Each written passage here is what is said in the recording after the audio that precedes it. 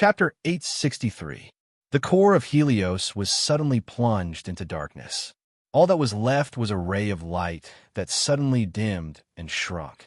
Dead silence. What's going on? In the control center, Hades, who was maintaining the secret ritual, suddenly looked up. His dark eyes were filled with rage and madness, and the cold aura made people shudder. Garland, that bastard, actually infiltrated this place so quickly. He raised his finger and called out to the large group in the darkness, causing countless mutated hybrid demons to burst forth with a frenzied cry.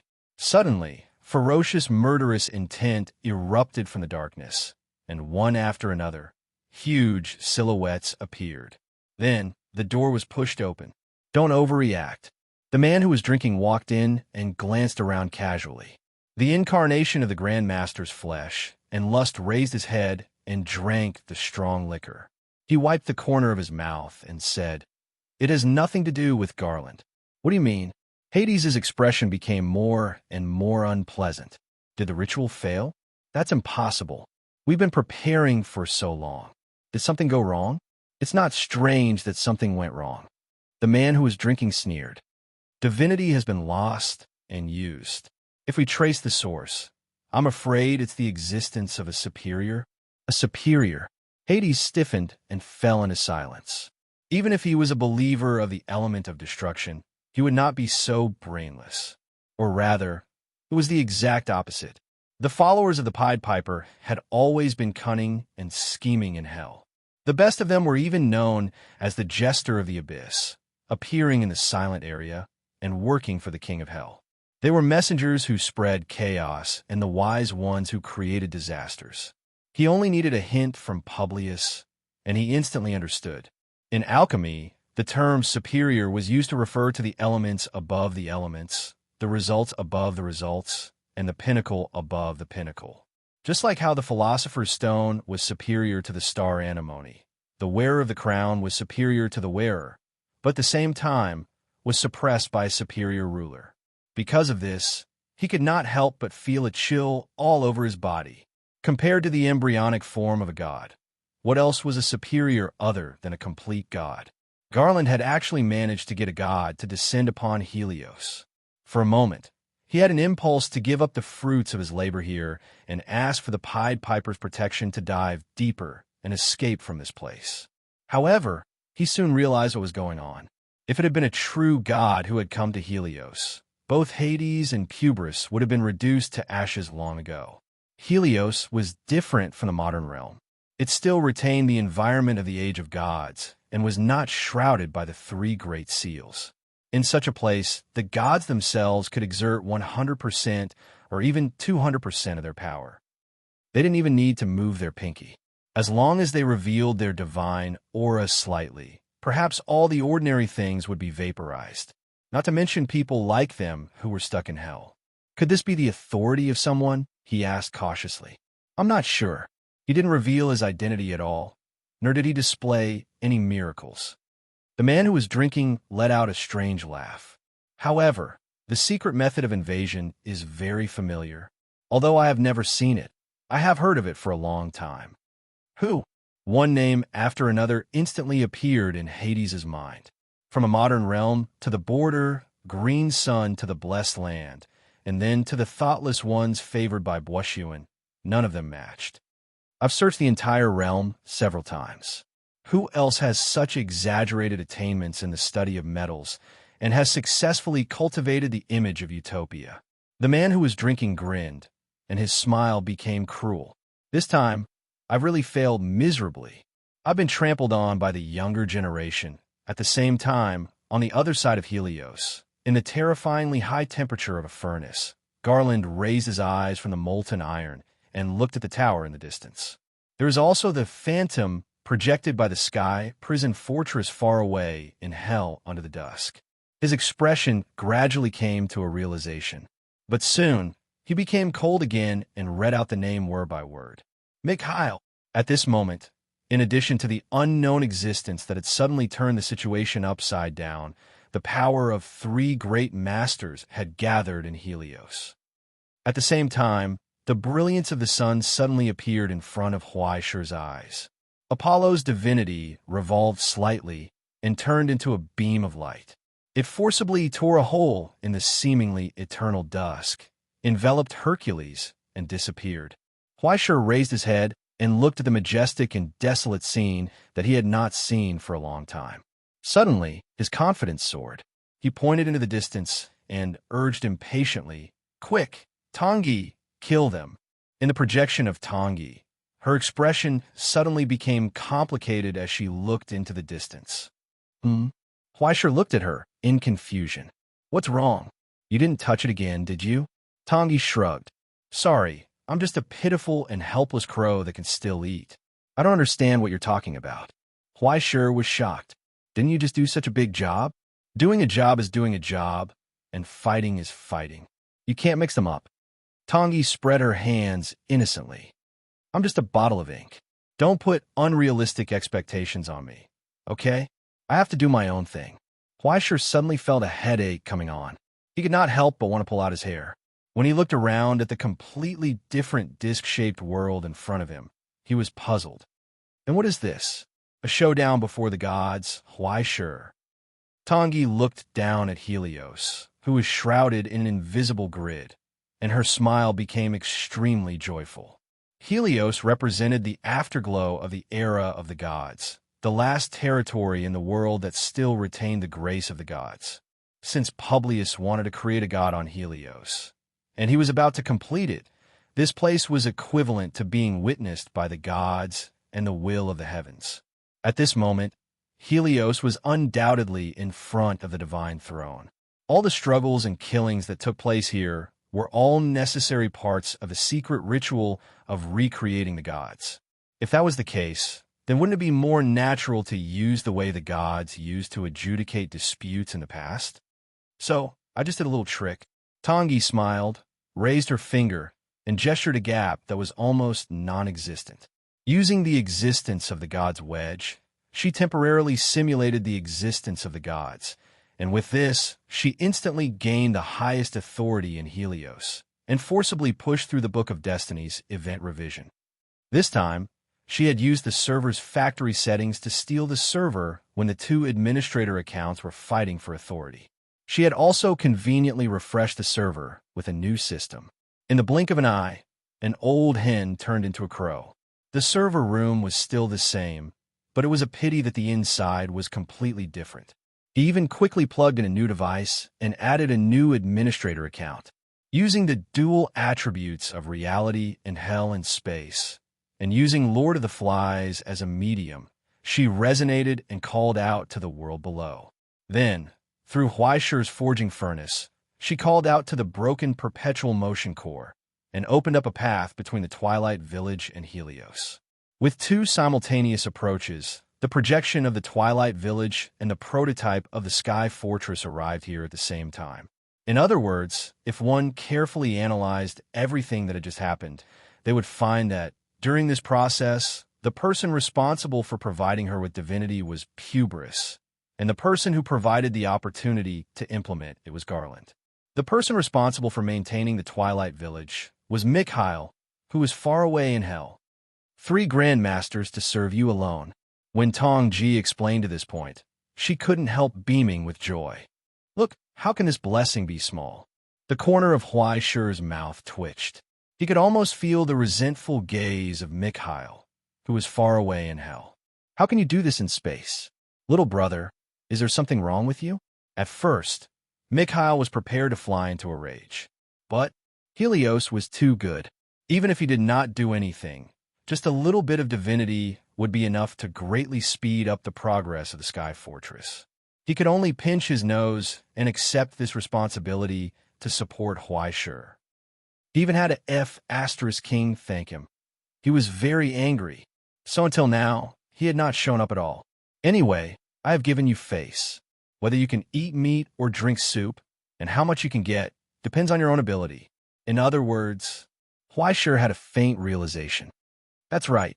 Tangi nodded and clapped her hands with a gratified expression. I have successfully pulled them to the same level as you. Now, you can use your rich experience to defeat them. This was a good thing, but it felt like something was wrong. The corner of Huaishi's eyes twitched wildly, and there was a subtle feeling of humiliation. Next, there was only one last problem left. How do we fight? Huaishi asked. Tongi thought for a while and laughed. Just like this. She raised her hand and snapped her fingers. In an instant, in this disc-shaped world that was full of fog and grids, the earth suddenly rolled. Dragons and snakes rose from the ground, and dozens of fortress-like towers rose from the ground. Some of the towers were illusory and ethereal, like spirits. Some of the towers were ever-changing, constantly changing. Some of the towers were like stone tablets, some of the towers were scarlet red like blood, and some of the towers were covered with green plants. It was very environmentally friendly. And finally, the place where Huaishi was. Under his feet was the fortress that had once dominated the entire Twilight Village, the incomplete perpetual motion core. In an instant, layers of iron light gathered, and he appeared on the throne of the former Sunmaker, standing in a tripartite confrontation with the Spirit Tower and the Transformation Tower in the distance. It was where Publius and Garland were. The only thing that was inferior to the three of them was the bone tower where the gloomy Hades was. It seemed to be made up of layers of bones. There was an ancient Egyptian quadrangular spire that was full of gods' carvings. That was the priestess Hema. There was also the furnace tower surrounded by layers of halos and countless RGB light pollution. It looked like a giant dragon spreading its wings, towering and ferocious. Huaishi rubbed his eyes. He rubbed his eyes again. He rubbed his eyes again. It was not until his eyeballs were about to explode that he dared to believe that what was squatting there was actually a friendly puppy. He swung his tongue and looked around blankly. Then he lowered his head and took a bite of the chair under his butt. All the survivors in the entire Helios were sitting on towers of different heights, including the members of the former exploration team, but there seemed to be one person missing.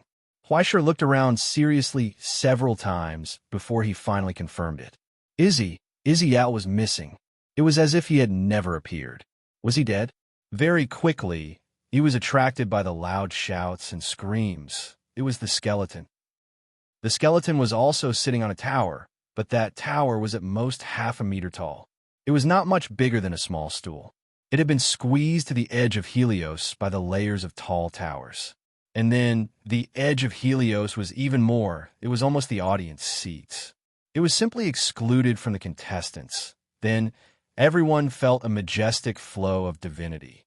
Above the vault of heaven, the illusory sun slowly rotated, sprinkling down grace like rain. Shrouded in this rain of light, the mighty sound of bells burst forth, and countless grid-land masses moved rapidly. They faced each other. The fog rose again, covering everything, leaving only each other. Huaishi raised his head and looked at his opponent, who was also puzzled. He seemed to have seen the old alchemist with a gloomy expression somewhere before, but he had no impression of him. Hades, on the other hand, looked at Huaishi opposite him with eyes that were about to burst. His hatred flared. Then, the radiance of divinity fell from the sky, turning into 2 rows of silhouettes that appeared in front of both sides. What is this? Huaishi looked around at the familiar scenes and felt more and more déjà vu. Simply put, the arcanum that is now running on Helios is a duel between gods passed down from the Age of Chaos. Even I can't interfere and operate it again. It itself is a divine judgment that symbolizes absolute fairness. After unifying all chaos, the strongest will compete under order. Tongi explained dutifully. You can imagine that this is a cruel elimination game, and only the final winner can monopolize Helios. And this arcanum will create a force projection for you according to the skills you're good at, your stigmata, and the special items you have. You can use the divinity that Helios gives you to buy. Divinity starts at 10 points, and it will automatically increase at the beginning of each game.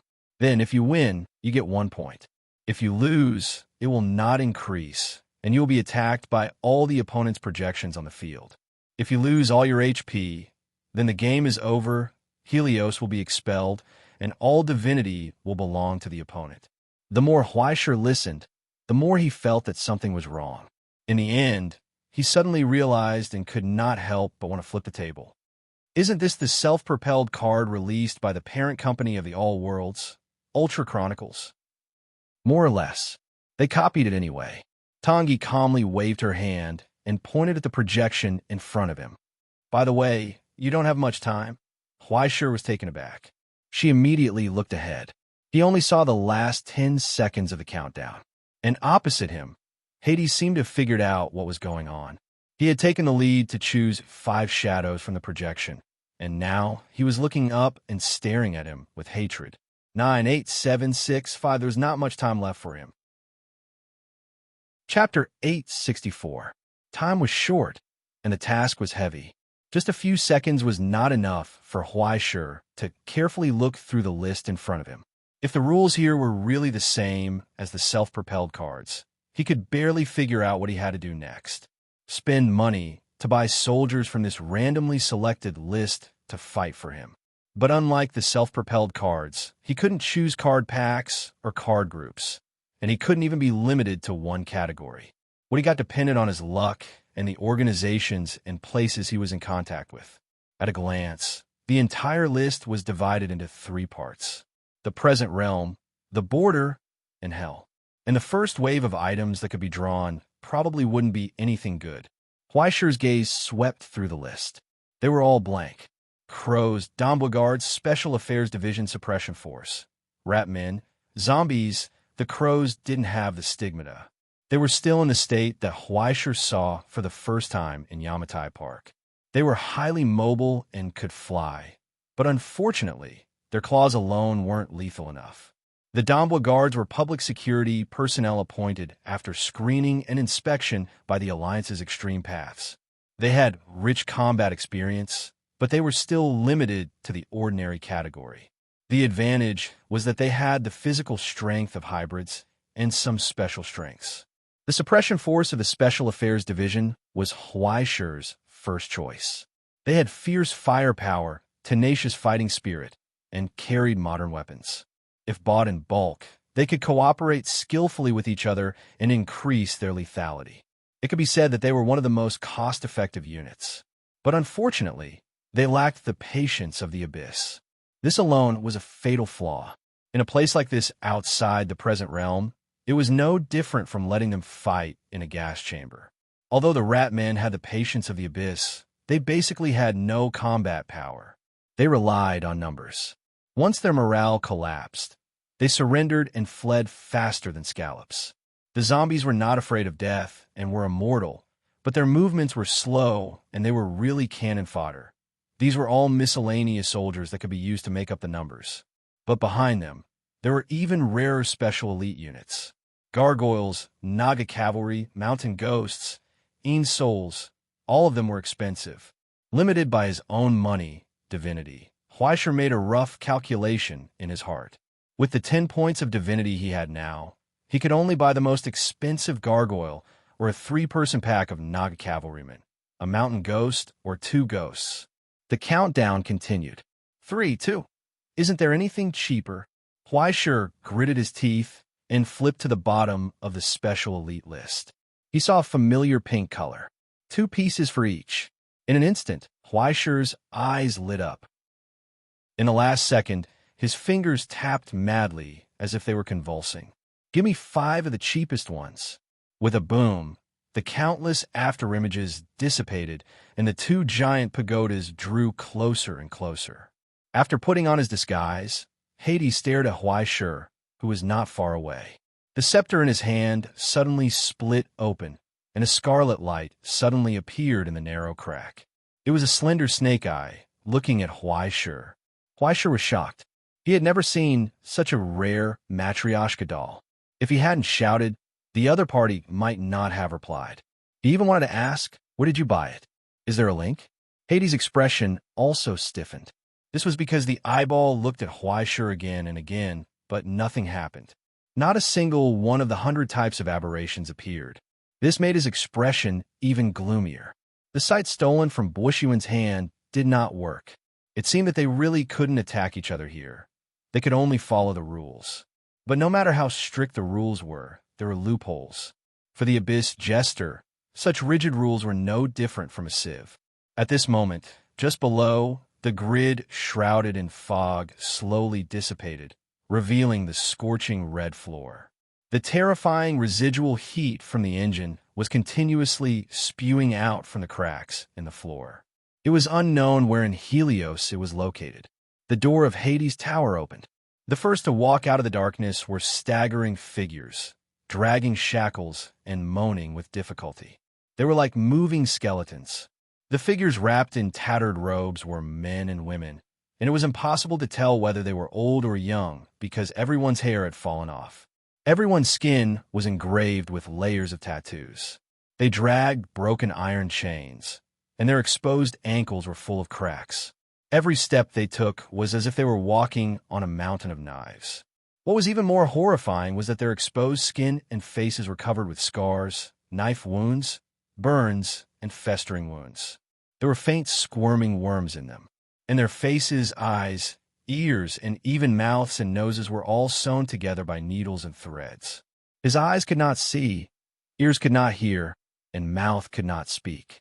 They suffered such terrible torture, but their distorted faces had happy smiles, full of the holiness and glory of sacrifice and incomparable peace. It was as if they were about to step into heaven. They were the fanatics of the Pied Piper, the human aberrations known as ascetics. The people who had been stirred up by the Pied Piper's crazy fantasies believed in the countless contradictory and distorted truths. Thus, after crossing the boundary, they headed toward insanity in the forbidden domain. However, this was still not enough to satisfy them. They would choose to ascend, choose a form that was closer to the truth, and better understand the principles and words that the Pied Piper taught them. This was why they were so strange. They believed that physical torture was the best fuel for spiritual sparks. Only with more pain and stimulation would they be able to ignite more flames. Every fanatic would gradually put on shackles through a process and ritual. They would close themselves off from the outside world and pursue extreme pain and torture.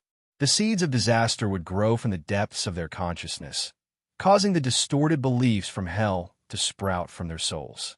It could be said that every one of them was a walking source of pollution, a living abyssal pustule. Once it was exposed, it would cause an entire neighborhood to be polluted by hell. They didn't have souls, only distorted origin substances. This was why they were cheap to make, but it was also because of this that so many of them could be gathered. At this moment, countless ascetics had gathered into a snake-like formation. They silently prayed and chanted hymns as they staggered out from the darkness. Then, one by one, they exploded and died. From the broken body, wisps of darkness rose up. Living flesh wriggled and crawled out. They gathered together and formed one after another ferocious figures.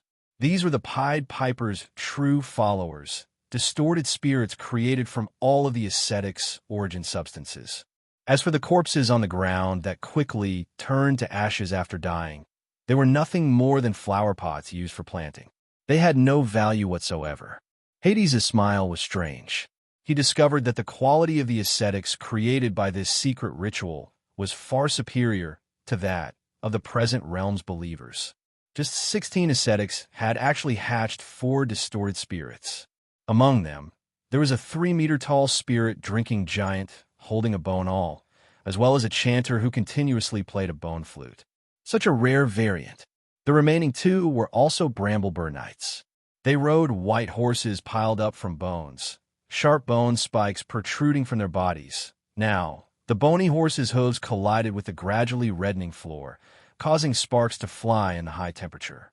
Huaishur was completely dumbfounded by this sudden change. Didn't we agree to play the self-propelled card? Why did it suddenly become Yu-Gi-Oh?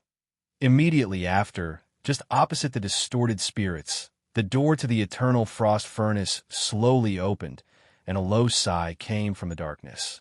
It feels hotter than Ingzhou. Not only the distorted spirits, but even Hades on the opposite side froze in place. Because the voice was so familiar. It was as if, immediately after, a familiar figure walked out of the darkness. His hands were empty. Apart from the automatic rifle and pistol hanging from his combat vest, as well as a few grenades, He could be said to be barehanded, but his height, posture, and even temperament were no different from Huaishur on the Sunmaker's throne at this moment. Huaishur finally raised his hand, wiped off his cold sweat, and breathed a sigh of relief. Fortunately, I cheated too. Otherwise, there would be no way to fight. At this moment, under the gazes of all the opponents, the contestant slowly raised his head, revealing a plastic mask casually bought on the street. Behind the pink-haired dryer pig head, two black eyes scrutinized the formidable opponents in front of him, full of scrutiny and ridicule. What are you looking at? Haven't you seen cheats before? It was Huaishur, or rather, it was the former Huaishur. That was the Avenger who had once slaughtered an entire team of mercenaries on a rainy night, a special elite character recognized by the secret ritual before the gods. The blank sublimata, little page of Huaihai Road. For only 2 divinity points, it could be said to be a bargain. The moment he appeared, whether it was the Bramblebird Knight, the Chanter, or the Soul Drinker Giant intoxicated by blood behind him, they instantly seemed to feel something. They cast vigilant and cold gazes, full of killing intent. They drew their weapons. Hey, the 4 of you against me doesn't conform to the rules of the martial arts world. Isn't it a little despicable? No one responded. Only Hades indifferently gave the order to kill. So, Huaishur stretched out his hand, pulled out the invisible axe of wrath, and twisted his neck. The face behind the pink mask seemed to have a smile. He turned around and glanced at his main body on the tower. After seeing Huaishur's cheering gesture, he couldn't help but scratch his head. He sighed in relief. Fortunately, there are still 4 people who are as awesome as me. Behind him, in the door that was not closed, 4 crudely made plastic masks appeared. Unfortunately, Paige's mask was taken up by the first product that came out. The rest of the people had no choice but to settle for the next best thing, which was another product line. Jack, Savon, Zophie, and Tyler. As if under Paige's call, it was as if 4 warriors from the country of light had descended here, stepping on the scorching red floor and walking forward step by step. Unfortunately, they didn't look like heroes of justice. They held the invisible burning axe tightly in their hands, and under the mask, they smiled ferociously. Sir, let me introduce them to you. On the Sunmaker's throne, Huaishur stretched out his hand and enthusiastically introduced to Hades. These 6 characters are my proudest work. They are Big Baby Paige, who has infinite strength. Second, Baby Jack, who has clairvoyant eyes and ears. Third, Baby Savon, who has a copper head and iron arms and is invulnerable. Fourth, Baby Zophie can breathe fire. 5th, Baby Tyler can breathe water. 6th, Baby. There are clearly 5 of them. Hades couldn't take it anymore. Suppressing his anger, he interrupted his nonsense. There are no 6 of them, because 6th Baby Ace is invisible. Huaishur shrugged and clapped his hands helplessly. Not only you, even the director can't see him, so he doesn't have any scenes. He can only go to the set next door to act out the Fire Fist. Don't you think it's a pity? At that moment, in the arena below the tower, there was a tragic scream. Bang! The bone and the axe blade rubbed against each other, and sparks flew. A few seconds ago, when Hades' attention was attracted, something heavy fell to the ground beside Paige's feet. It rolled and made a rumbling sound. All the enemies looked towards the source of the sound, but they didn't know what this round thing was. Then, with a loud bang, a flash grenade burst out with a terrifying light that was enough to injure the optic nerves. It stung everyone's eyes. In the blink of an eye, the ferocious pink mask had already rushed forward and was very close. The invisible axe blade slashed down and chopped the head of the Bramble Knight's warhorse, causing the distorted spirit on the warhorse to fall involuntarily. But before it fell to the ground, several feet stepped on its body. With a raise of the axe, 5 sublimators, who cooperated well as if they were one person, had already completely dismembered it. Under the chop of a weapon like the Axe of Wrath, it couldn't be more dead in an instant. Until now, the bone flute of the canner was only just at the edge of its mouth. But it was too late. Sticky, stinky blood spurted out and dyed the peaceful mask's red. It was so strange. and the invisible axe blade outlined by the blood color was raised again. Like a hungry beast roaring, the sound of steel clanging burst forth. The heroes of justice gnashed their teeth and sucked blood. They had already pounced on the prey that was close at hand and skillfully began the massacre. The cantor took a deep breath and planned to blow a sharp noise that shook the soul, but the axe that had left its hand had already pierced through the air. It chopped into its skull. Another bramble knight roared. The bone warhorse reared and galloped, trying to pull away, but two flying iron ropes had already extended and wrapped around the horse's legs. Then, Savon and Tyler, one with a slide kick and the other with a jump chop, divided the knight and the horse into pieces cleanly and efficiently. In the end, when Hades finally reacted, it was already too late. The last soul drinker giant on the battlefield had already been bound by the rope of sorrow. It fell to the ground and struggled with all its might, but it was surrounded by 5 Huaishur.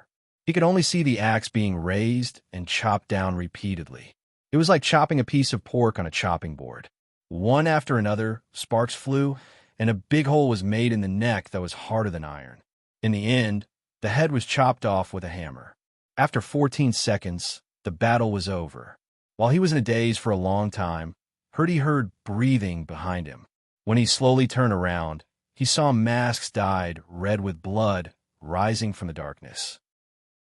It was like a horror scene that appeared in every midnight nightmare. Aiming at him, they raised the axe in their hands.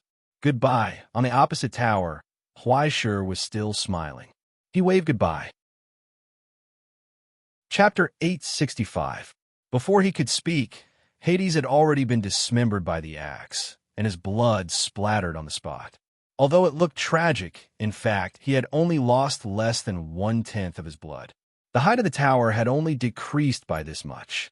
When the Huaishur and the others returned to the heart of the eternal frost furnace, Hades' tower had once again disappeared into the fog. Only the cold malice lingered for a long time, making one's hair stand on end. Be careful.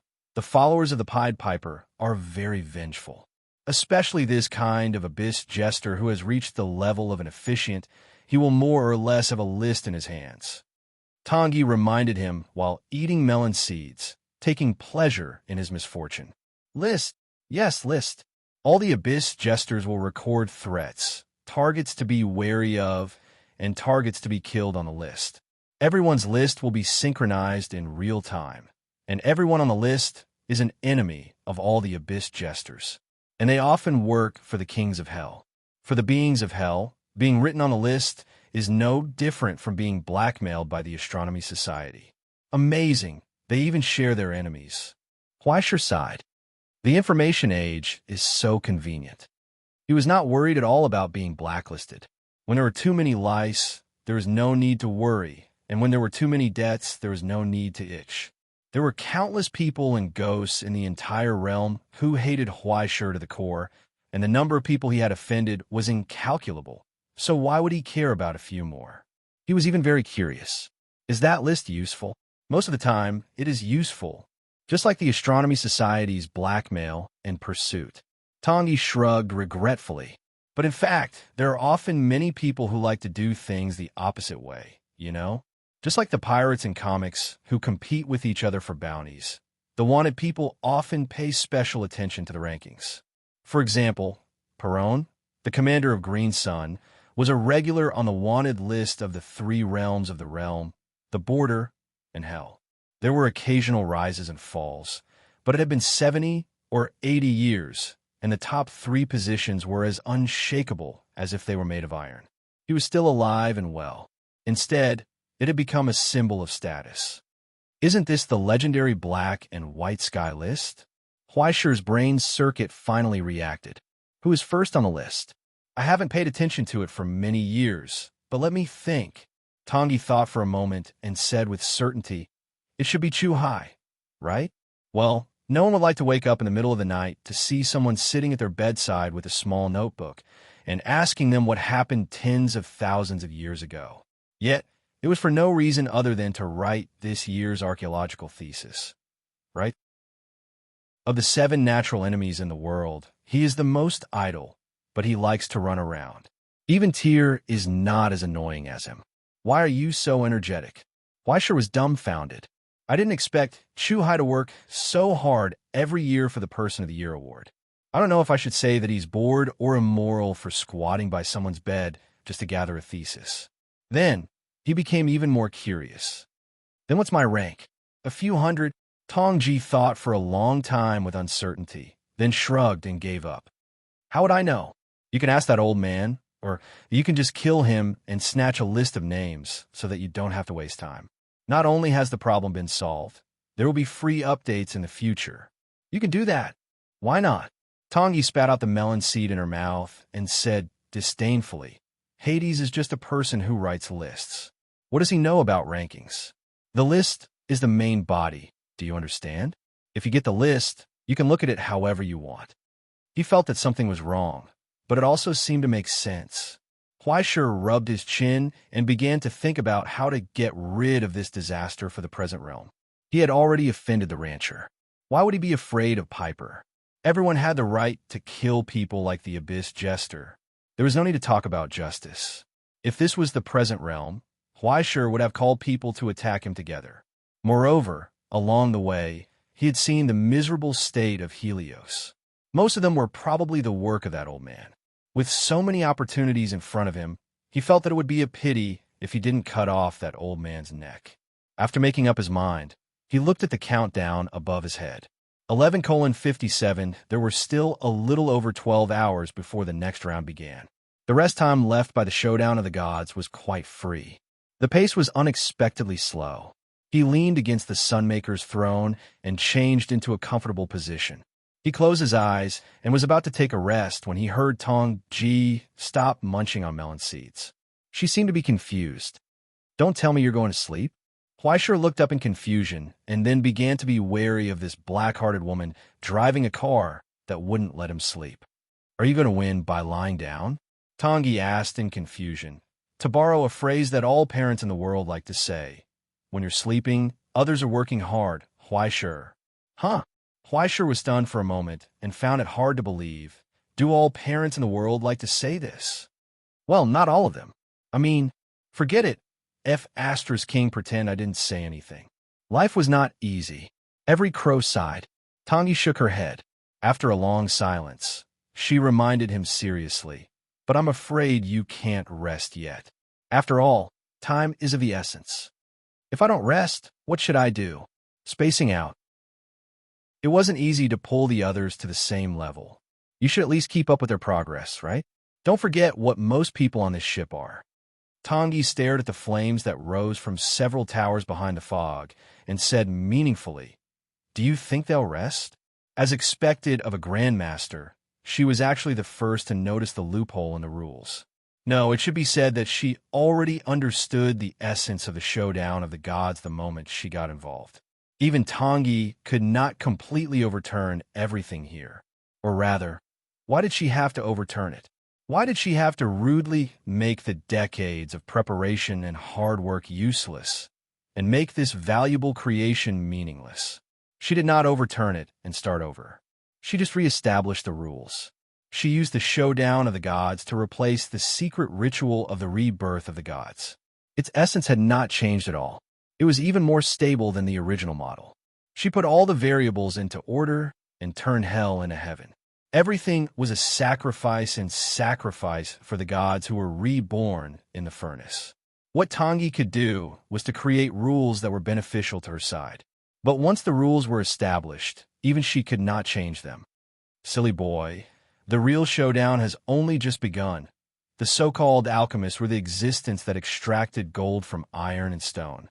They were best at turning the rotten into the miraculous. No matter how cool the things created by the showdown of the gods were, they were just materials at best. It was like buying a model and taking it home. At the same time, when the newbie could not even fix a nozzle, the veteran had already begun to magically modify it. She even changed the color, sprayed it, made it seamless, and dimmed it. She even used the nozzle to piece together cool weapon accessories. Even the setting and lighting effects were done. How could anyone compete with that? Victory and defeat had already been decided long before the starting line. How to use these 12 hours well, how to improve the combat power of her summons was the most important thing. Now, in the abandoned Eternal Frost Core, the fire of alchemy was reignited. Countless professional equipment was already in place. Tangi pointed to Huaisher's exclusive casting furnace. Please begin your performance. Huaisher was dumbfounded. He looked at the few summons not far away who finally realized that something was wrong and began to be alert. He began to scratch his head. What was this wave? Stewing oneself in an iron pot? That's not good, is it? Huaisher was a little embarrassed. What if I die while refining myself? As soon as he said that, the pages not far away began to frantically nod in agreement. Don't worry. This is where your unique advantage lies, Huaisher. Tangi smiled happily. The showdown of the gods is the result of the correction of events. As the records of events from the Book of Destiny, they are essentially immortal here. Even if they are broken, they can be destroyed and reborn. It's the best material for practice. There was no loss, no limit. Unlike others who trembled in fear and carefully operated, Huaisher was not afraid of losing out at all. He could do it again infinitely. Tangi asked again, "You should know that the blank slate stage is your greatest advantage." Huaisher nodded. At the blank sublimator stage, he who had not obtained the stigmata, all of his combat power came from the constant practice in the Book of Destiny. On the other hand, the most important output method was all relying on the axe of wrath forged by the Forbidden Hand. Stewing oneself in an iron pot was just the process. The goal was to equip soul equipment. The initial stage of the axe of wrath still had greater potential and room for improvement. The current Huaisher only needed to use his experience to fully explore it. He could even explore the possibility of further improvement by using himself as a raw body. It doesn't matter if you don't have the theory. You can supplement it with the skills of caster. It doesn't matter if you don't have the experience. You have infinite opportunities to try. Moreover, I have specially invited a consultant and instructor for you. This is a rare alchemy talent. With that, Tangi stepped aside, revealing the person who had been waiting behind her for a long time. It was a skeleton. The skeleton had a silly look on his face. He still did not understand what was going on. He held the little white mouse in his hand and maintained a snoring posture. The corner of Huaisher's eyes twitched wildly. If Tangi had not mentioned it, he would have forgotten that this guy was Publilius. Are you sure? Huaisher lowered his voice and asked, "Isn't he stupid?" "I don't know if he is stupid or not, but you are really stupid." Tangi sighed helplessly. "Even if he is stupid, a grandmaster is still a grandmaster, okay? Have you forgotten that even if the creator is dead, their scholar names can still interfere with the laws of physics? Grandmasters are only more useful. This was an excellent medium to improve the quality of the results." Chapter 866. The more advanced an alchemist was, the more precious they were. Just like how a grade 5 sublimator could become a philosopher's stone when they died, a grandmaster would only be more precious. There was also a use for being stupid. It was like following Mystic Bird to buy a wealth management product. Blindly operating with one's eyes closed belonged to the type of profit without loss. As long as there was a grandmaster involved in the process, the success rate would inevitably increase. This was a once-in-a-lifetime mascot. Directly locking the lower limit was equivalent to having a guarantee for the card pool. 10 consecutive hits would definitely produce an SR, and when necessary, it could be used as a material. There won't be any damage, right? Huaisher couldn't bear to do so. Huaisher already felt very sorry for using someone who treated him as a friend. If there was any damage because of this, how could he still be a human? Even if you die, it won't die, okay? Tangi rolled her eyes. Didn't you see? Even Hercules couldn't kill it. Now the toughest part of Helios is its bones. To be honest, if it wasn't surnamed Auguste and not Son, I would have thought it was the reincarnation of a monkey. In short, don't worry and use it boldly. This is such a good opportunity.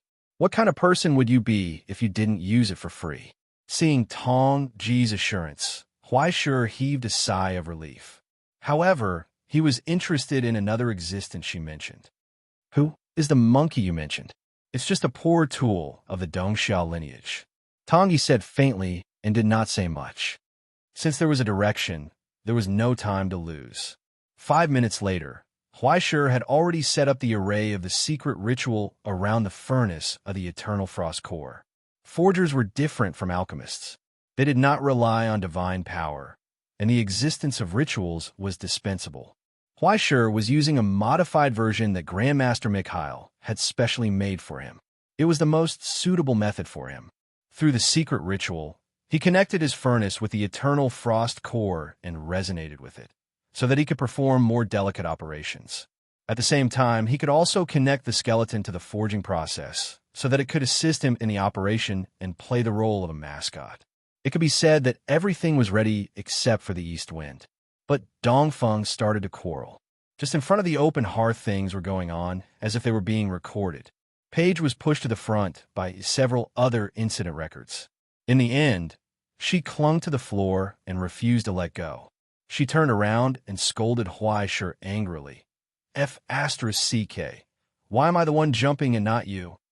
Huaishur couldn't help but roll his eyes. I'm the main body. I'm the biggest. Do you have a problem with that? Of course I do. Even a tool has its own dignity. Paige roared with grief and anger. I have shed blood for the present land. I have contributed to Exine High. I want to see AI Ching. I want to see AI Ching. Ahem. Ultraman nodded. I think we need democracy and reject dictatorship. Yes, that's right, let's vote. The other tool men nodded in agreement. Paige shouted at the top of her voice. We need a democratic and glorious voting system. I refuse to be a dictator, and start with me. Huaishur's eyelids twitched violently. He resisted the urge to beat himself up. After looking around, his expression became strange. He looked at Paige with a half-smile. Are you sure? I'm sure. Paige raised her head and answered with a trembling voice. Okay, then you can vote. Huaishur rubbed his temples and waved his hand. Before he finished, the four Ultramen raised their hands in unison and pointed at Paige, who was on the ground. Paige did not even have time to raise her hand to Savon. Huaishur was stunned. Then he shouted with grief and anger, F***CKY. Of course, the four of them are on the same production line. Only your mask is different. If you don't die, who will? Huaishur kicked him into the alchemy fire. Get in, she yelled. This is rigged. This is rigged. In the fire in the array, Paige shouted in grief. I'm going to report you to the Astronomy Society. You have a large amount of assets and income from unknown sources. You bastard, you're even greedy for your good brother's body. What are you pretending for? You even secretly peeked at her from behind. Boom! Before she finished, Huaishur's operation paused for a moment. There was a mistake. Then Paige exploded. Literally, she died without a complete corpse. There was dead silence. Only a pool of blood spread out and dyed the entire workshop red. The other four Ultraman were dumbfounded.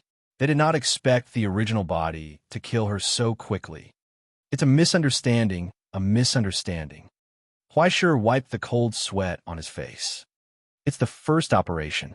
I'm not used to it. Let's do it again. Do we still need to vote? As the blood on the ground dissipated, Paige's projection reappeared. However, before he landed, he saw 4 fingers poking his face. He was stunned for a long time and could not help but curse.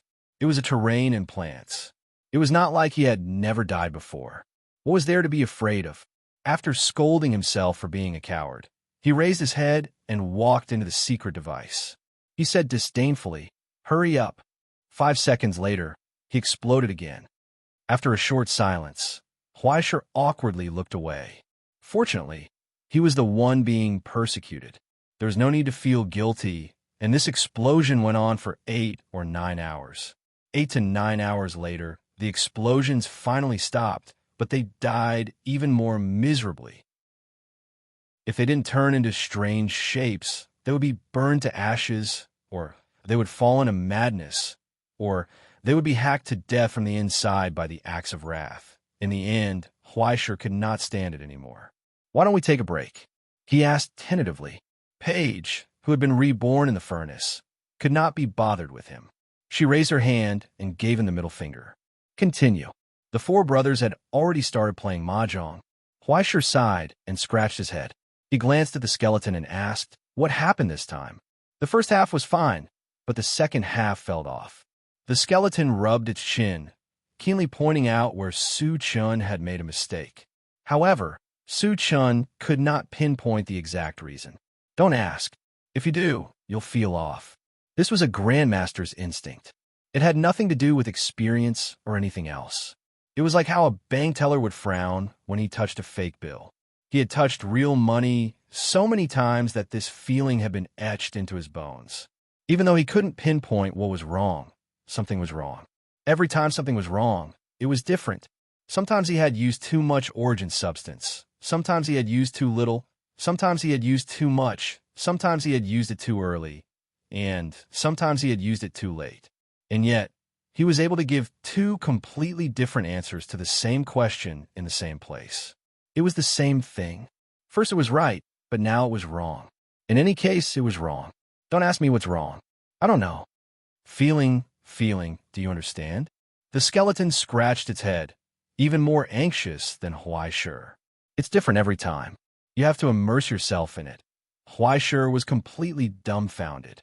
He felt as if he had returned to when he was young and had just started practicing the cello. No matter how he played the cello, it was always wrong. No matter how he played a song, it was never the same. And yet, this feeling was incredibly mysterious. If it had been a cello, Huaishir would have figured it out a long time ago, but performance techniques could be used twice. It could be used to play the cello or to fight, but it couldn't possibly be used to control alchemy, right? There had been no mistakes in his control of the alchemy flames, but something was still wrong. Something was wrong. F***CK, that feeling. No matter how patient Huaishir was, he was unable to suppress the anger that had been brought about by his countless failures. He restrained himself and pulled out the Book of Destiny, once again reviewing the records he had made in the Village of Dusk.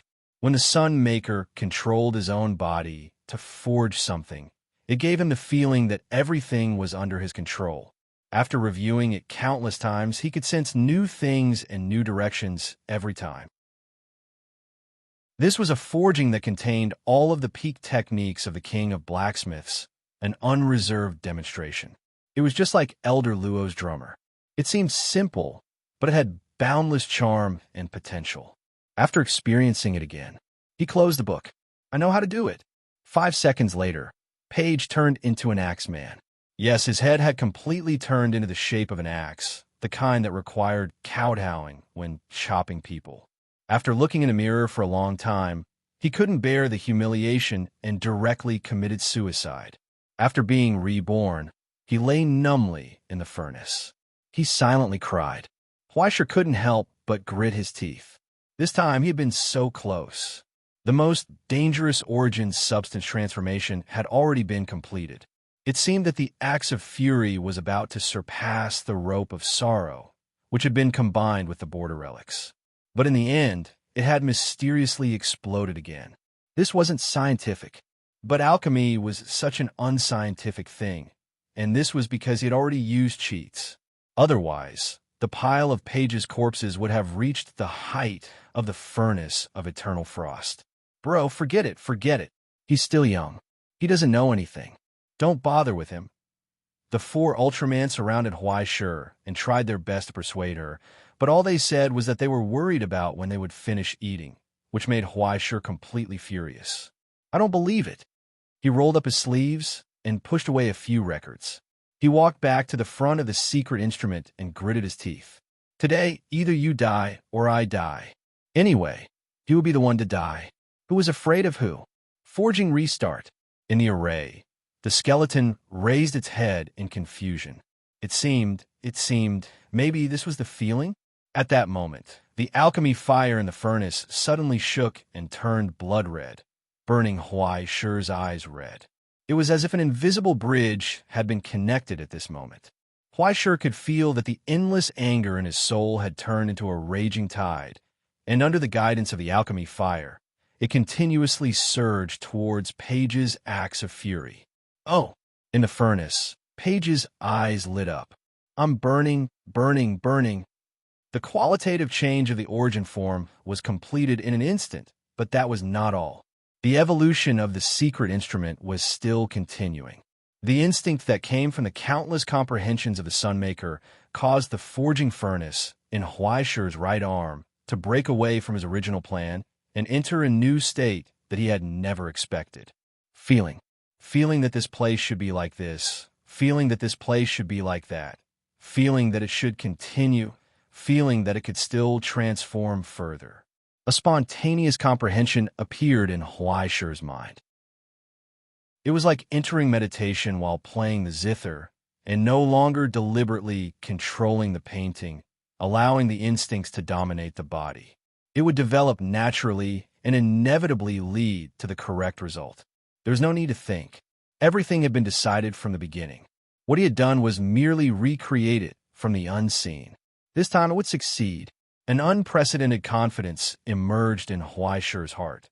But soon, he felt his anger was fading. It was difficult to continue under the extraction of forging. No matter how much he thought about those infuriating things, his heart was calm, as if all his anger had been sucked away. In a moment of desperation, he hurriedly turned around and yelled at the 4 remaining Otto brothers, "Hurry up and think of something to be angry about. The angrier, the better." Angry? Seth didn't understand. "I'm not angry." Jack nodded. Yes. Why would I get angry?" Sophie agreed. "Besides, if you get angry just because you won't that make me lose face? Trash. You don't even know how to get angry." Paige, who was still in the furnace, was extremely agitated. He yelled angrily at the others. "Your wages are gone. You play the zither for nothing. That bastard must have secretly held Fu Yi's hand. Are you even human?" In an instant, the Otto brothers' eyes were bloodshot. "That's your good brother. How could a good brother marry another good brother?" Paige said in a trembling voice. He was even flirting with A.I. Ching. "I've died so many times, and I've seen it all in the Book of Destiny." "Die, you bastard." Huaishi was furious. "Are you even human? You even want to take advantage of a disabled person." "And Lily," Paige continued to report. "And Senior's sister. Anyway, they're all pretty girls. All right, there's also Yuan, Kupa, and Li Hua. He's flirted with so many girls." Thus, the records became even angrier. "Petue, scumbag. How can I be on the same level as a scumbag like you?" Huaishi was completely dumbfounded. However, there was a boundless fury surging out from the elephant record, and it was being transmitted towards him. He didn't know whether he should stop it or defend himself. "There's something even darker." Paige raised his hand and pointed at Huaishi. Tongi even gave him benefits. As soon as she finished speaking, Huaishi felt an indescribable rage burst forth. It surged into the furnace, causing the alchemy fire within to turn pitch black. Immediately after, there was a loud bang. After swallowing all the anger like a bottomless pit, Huaishi and all his summons entered a state of tranquility. After gritting his teeth and enduring until now, it was finally over. He collapsed on the ground, wiped the cold sweat off his forehead, and looked at the furnace. He saw Paige, who didn't seem to understand what was going on.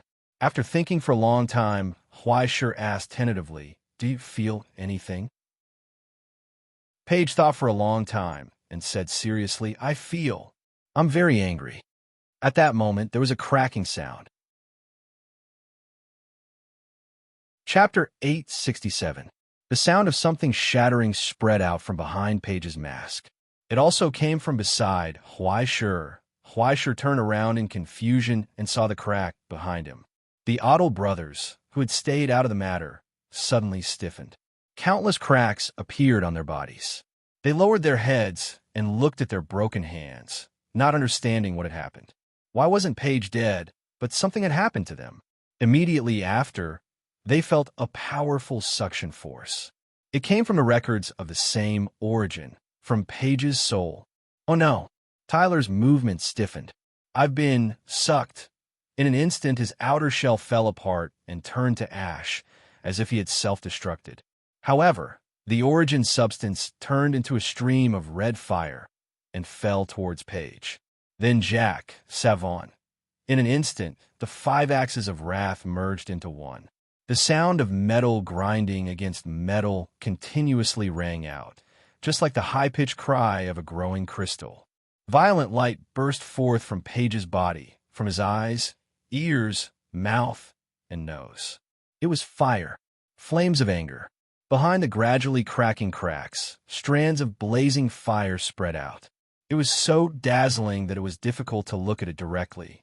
As Page propped himself up and raised his head with difficulty, more and more flames burst out from his body, gradually turning into pitch-black flames that rose and enveloped his rapidly changing body. Fleischer couldn't help but take a step back. His finger touched the delete button. What was going on? Had he succeeded or failed? Why was there a distortion? However, the origin-substance fluctuations of the artifact gradually turned from chaotic to pure, like the Damascus pattern of a sharp blade after being quenched. Fleischer's eyes widened. Unbelievable. This was a second attempt at forging. It was a second attempt at improving a completed artifact's quality. It was a nirvana transformation, unique to the living elder of the 13 artificers in the Twilight Village. It's alive. Skeleton was the first to realize what had happened and blurted out. Even though it did not have eyes, it could still see everything clearly, even more clearly than Fleischer herself. Living things were not records of events. No matter how similar they were to Fleischer, they were still inanimate objects engraved with the past history.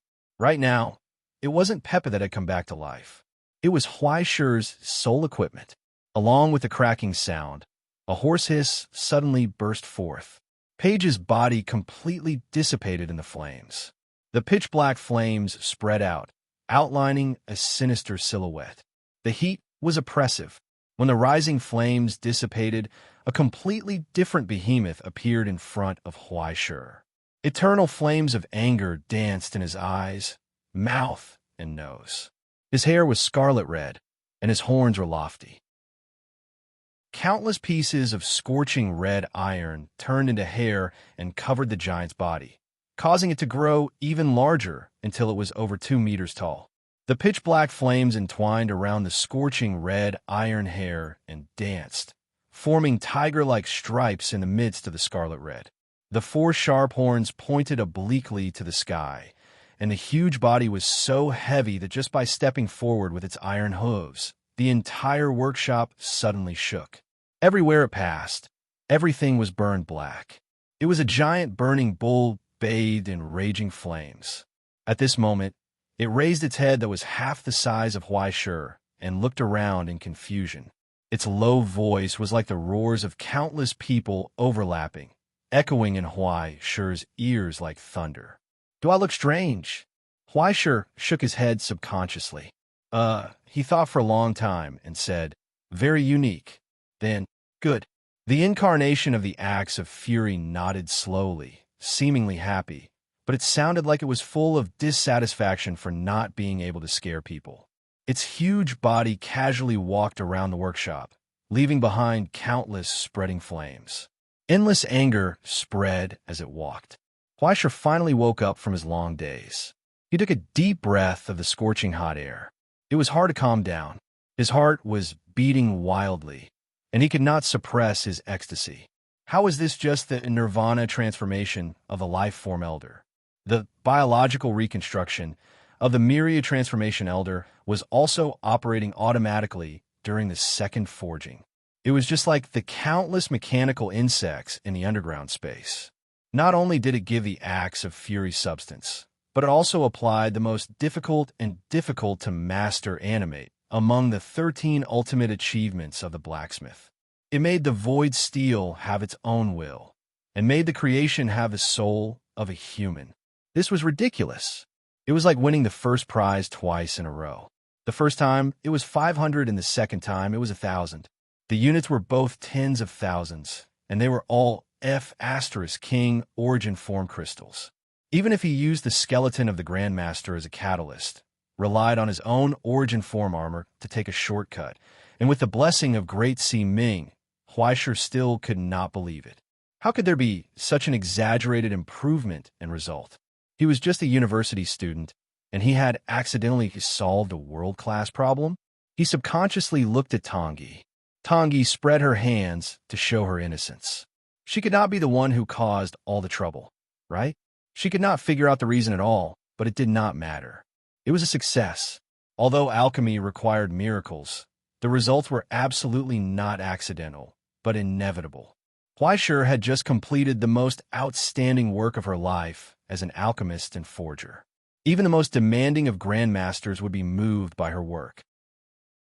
Even if it was placed in the All-Worlds card, it was enough to get a special equipment card. After the Axe of Fury walked around, it yawned and soon it closed its 4 hooves and sat on the ground with a loud thud. Everything in the workshop was shaken to the point that it jumped. Then, after a yawn, it lay down and fell asleep. Its huge body dissipated like an illusion, and what appeared in front of Huaishur was a heavy, 2-handed axe surging with endless flames. On one side of the axe blade, there was a vivid and ferocious totem of a bull's head. Surrounded by the illusory light, endless heat spread out from the surroundings. This was its regular form. After sacrificing 5 summoned creatures, he finally completed the soul equipment, Fury Incarnation. Huaishur looked at it for a long time, and finally put it on the shelf, turned around, and returned to the Sunmaker's throne. There were still a few hours before the start time. He fell into a deep sleep. In the workshop filled with a pungent smell, the sleeping Rachel suddenly woke up. In front of him, the alchemy furnace trembled and buzzed, and a low echo came from it. It was Garland's voice. Grandmaster? Rachel did not know how Garland managed to transmit his voice to Kieran's ears, but he instinctively straightened his body. Rachel, your opponent for the next round is Huaishur. As if he had seen the future, the old man decisively gave a conclusion. You will not be his opponent. Rachel's expression stiffened, and he could not hide his gloominess. He originally wanted to say that he might not lose, but at this moment, he realized that he did not have the confidence to win against a half-baked alchemist. I will help you complete the ancient seed, Garland said coldly. There is something I need you to do. Rachel was silent for a long time, and then nodded. Okay. Then, the furnace hummed, and an invisible force burst forth, pulling the vines in all directions. Like an invincible black hole, after continuously swallowing all kinds of alchemy materials, a turbulent light appeared. Garland flicked his finger across countless secret instruments. Then, in an instant, a fist-sized, crystal-like seed jumped out of the furnace. It was not so much a seed, but the teeth of a giant creature, sharp and ferocious. In the blink of an eye, Garland completed the work that Rachel did not even dare to imagine.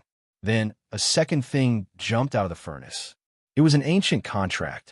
At the end of the contract, after dozens of signatures, there was a line of dim handwriting. Huaishur.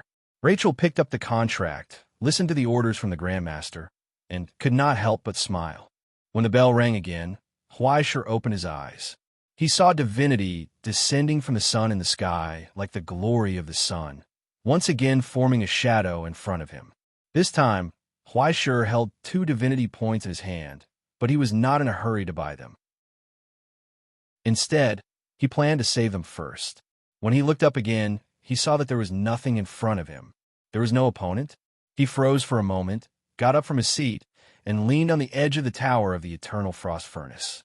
He looked down and saw a gloomy face, and the tower under his feet that was less than 3 stories high. It was very elegant. Hey, aren't you a little too short? Huaishur scratched his head. I didn't even see you. The corners of Rachel's eyes twitched, and he gritted his teeth, but he resisted the urge to attack. He just raised his hand and showed the ancient contract in his hand.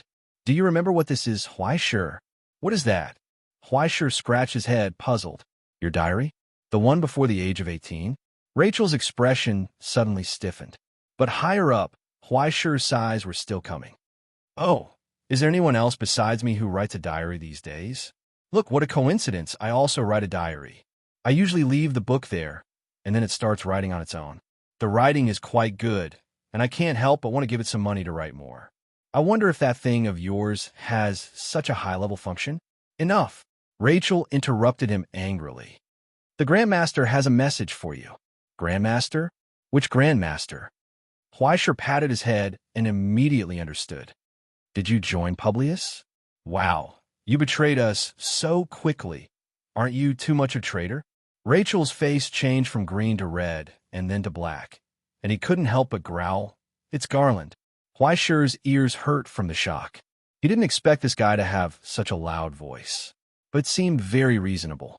After all, he was so handsome when he asked for help, and even his screams were full of energy. He was really a good talent in the high-pitched world. But looking at his panicked appearance, did he really become a traitor? Whether or not he was, Fleischer had no interest in the message he brought. He picked his ears and shrugged indifferently. Sorry, I don't seem to have anything to say to that old ghost Garland, and I'm not interested in what he has to say. Rachel froze in place, in disbelief. He didn't expect Fleischer to be so stubborn, and he couldn't understand what went wrong. The words he had prepared were stuck in his throat, and he coughed awkwardly. He asked sternly, Don't forget, you signed a contract. Contract? Fleischer was amused. What's that?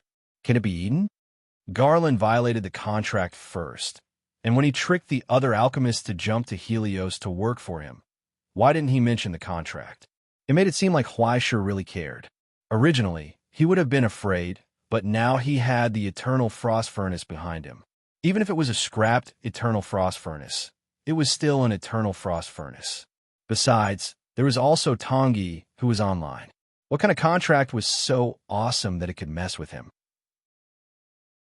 You're courting death. Rachel no longer concealed his malice. He grinned, raised the ancient scroll in his hand, and aimed it at Fleischer, activating the most vicious punishment in it. In the blink of an eye, the ancient contract trembled, and countless scarlet eyes opened on the sheepskin. Darkness condensed, turning into a curse aimed at one's soul.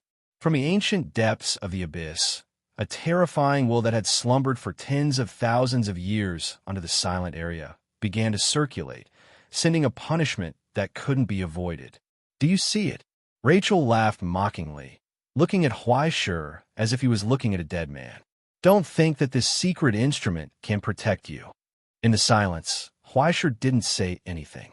After a long time of silence, nothing happened. Fleischer waited, but he didn't even sneeze. He couldn't help but scratch his head. Oh, and then, Rachel's smile gradually stiffened. His lips trembled, opening and closing, but no sound came out. The hand holding the scroll began to tremble. He couldn't understand why the backlash didn't work. Why didn't the disaster that could freeze a fifth-rank ascendant appear? Could it be that the Grandmaster had given him a piece of paper? Rachel's face gradually paled. Don't worry, the curse might still be on its way. It's a bit far, so it's normal for it to take effect later. Fleischer kindly comforted him. That's right, there's something you said just now that makes sense. He paused for a moment, and his smile became full of joy. You're courting death. At that moment, under Fleischer's feet, the tower's door opened with a loud bang. With a loud rumble, a truck-like behemoth trampled on iron hooves, wrapped in endless flames, and walked into the field. The terrifying giant bull raised its eyes, flames rising. It was burning with anger. At the same time, on another battlefield, on the sinister dragon-shaped tower, there was a loud rumble. The giant dog that was sticking its tongue out at its opponent and smiling foolishly suddenly froze. It raised its head and saw endless darkness surging out like a waterfall. A punishment filled with calamities and curses fell from the sky.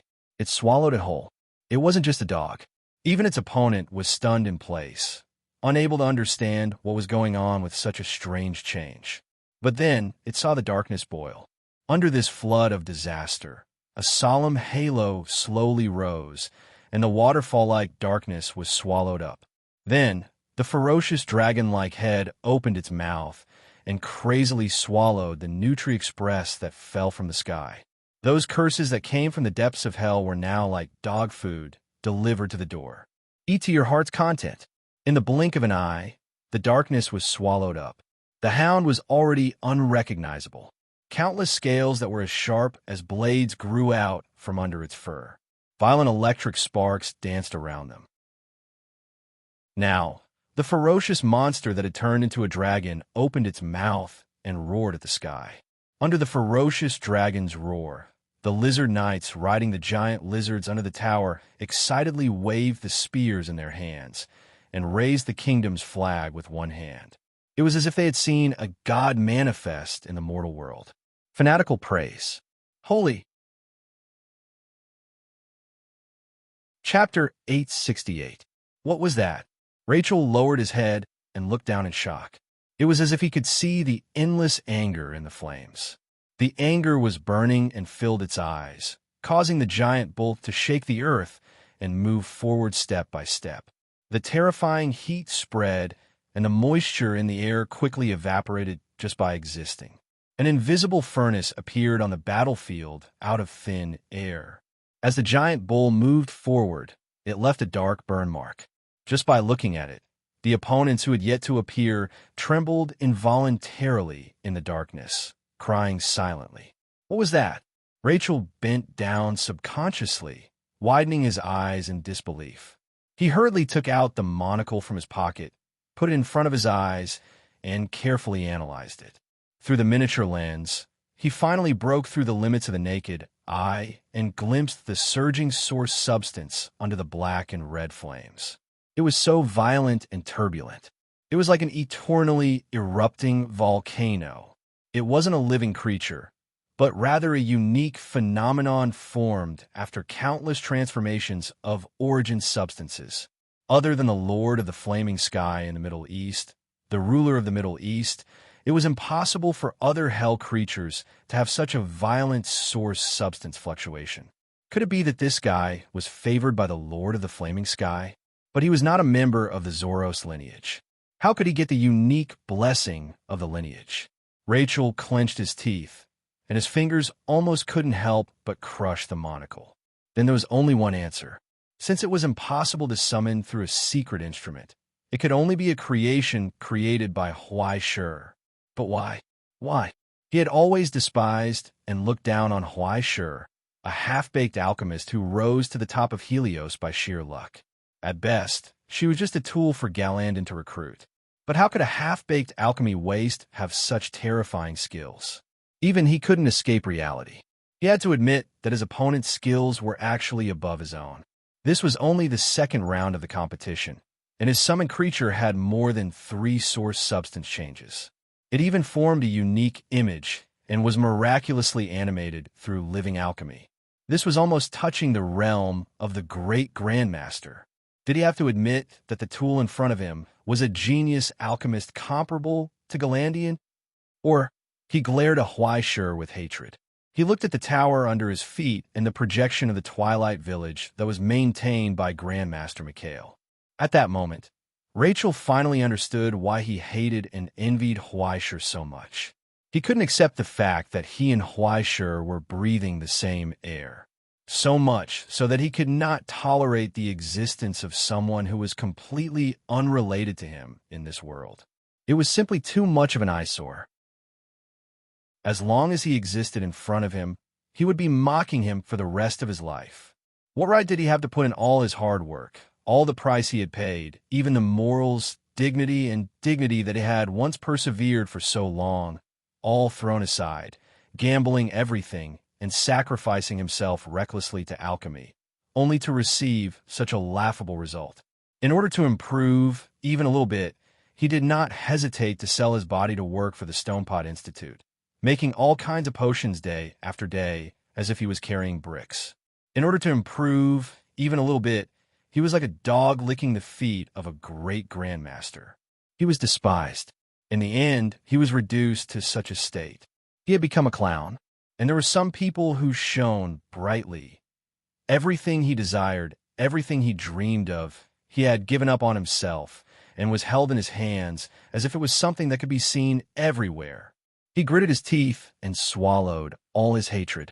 He clenched his fists tightly, ignoring the sharp edge of the crystal seed that cut his palm. Huai Shur, he roared hoarsely. I'm going to kill you. On the Sunmaker's throne. Huai Shur scratched his head in confusion. What was going on?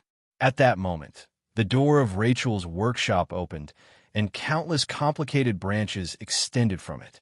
It was as if an entire primitive forest was showing hostility to Huaishur. At first, there were only a dozen or so tree ants, but after a night, under Rachel's unstinting potions, they multiplied to such a terrifying scale. There were human faces growing on those bloodthirsty ancient trees. Regardless of the high temperature in the air, the branches wriggled and turned into countless limbs, pushing their huge bodies forward. They blotted out the sky and covered the earth. That's it. Huaishur was stunned for a long time. The incarnation of the axe of wrath raised its eyes and spat out a wisp of disdainful flame from the corner of its mouth. In an instant, it stepped forward with its iron hooves and charged forward. On the four sharp horns, pitch-black flames jumped, causing the flames around its body to condense into a substance like an axe's blade. It charged forward with a loud bang. Then the earth shook. Even on the tower, one could feel the terrifying power of the giant bull charging forward, crushing everything in a straight line. As a result, flames soared into the sky. That scene, Huaishur couldn't bear to look. It was like a truck driver charging toward the protagonist of a transmigration novel. Before he could react, countless messy broken limbs and broken bones had already soared into the sky. At this moment, the burning giant bull had turned into a war chariot like a meat grinder. On its huge body, every place covered by flames was sharp enough to be comparable to a heavy axe.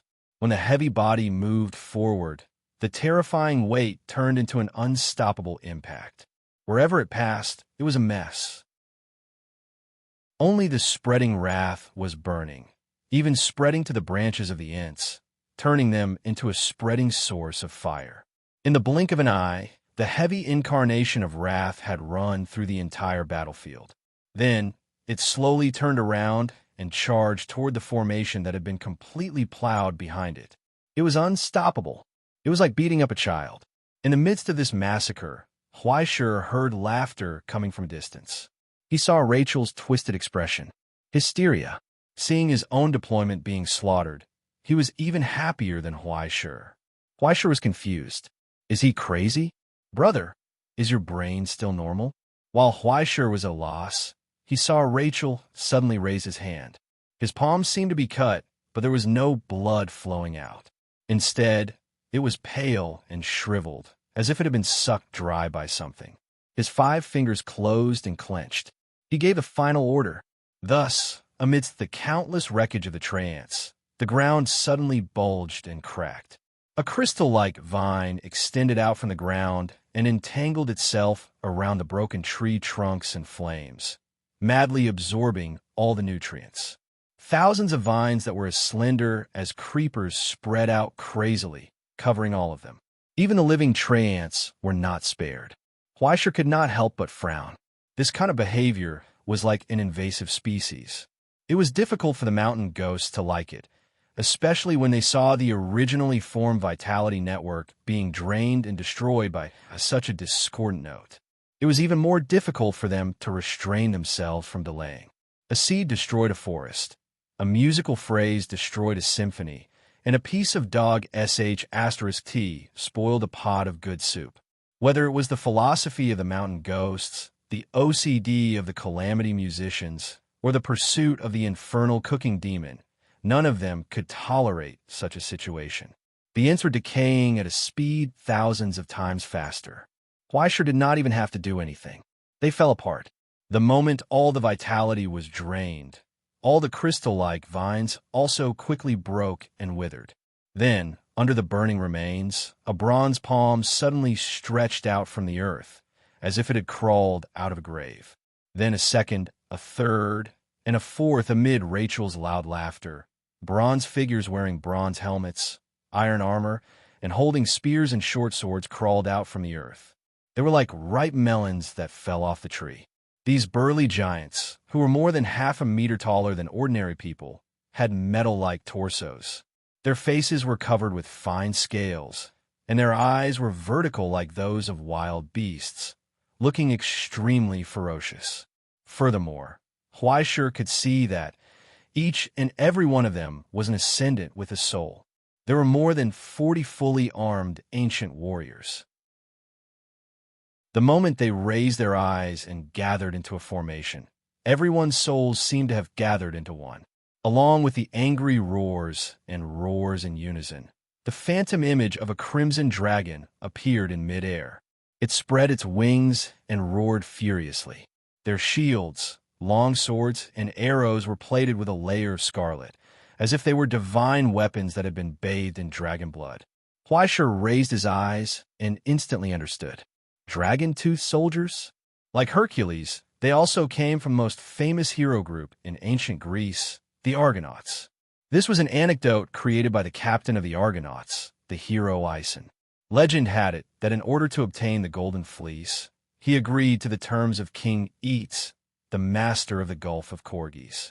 He used an iron yoke to subdue 2 bulls that were dedicated to the god of fire, Hephaestus, and used them to sow dragon teeth and defeat the dragon blood warriors that grew from them. And in order to accomplish this feat, this hero, who was famous even in Greece for having a messy private life, seduced the king's daughter, the witch Medea, and successfully obtained her love and assistance. Thus, he created a great undertaking that was difficult for ordinary people to achieve. In the end, because he lost her love, he lost everything. His wife and children were broken up, and he was cursed and died on the Argonauts. It could be said that he died a terrible death. When Huaishur was flipping through the classics, he felt an inexplicable sense of fear when he saw this article, so it was especially vivid in his memory. How could he not recognize it now? Using the dragon's teeth as a seed, pouring blood, and sacrificing life was a kind of secret ritual in itself. Worshipping the dead dragon as a god, praying for its miracle to continue through its teeth, and thus obtaining a steel giant with the blood of a mad dragon. This was already enough to form a large group of hell. Unfortunately, it would not be of any use. He withdrew his gaze with no interest. At that moment, the incarnation of anger at the end of the battlefield raised its iron hooves and trampled.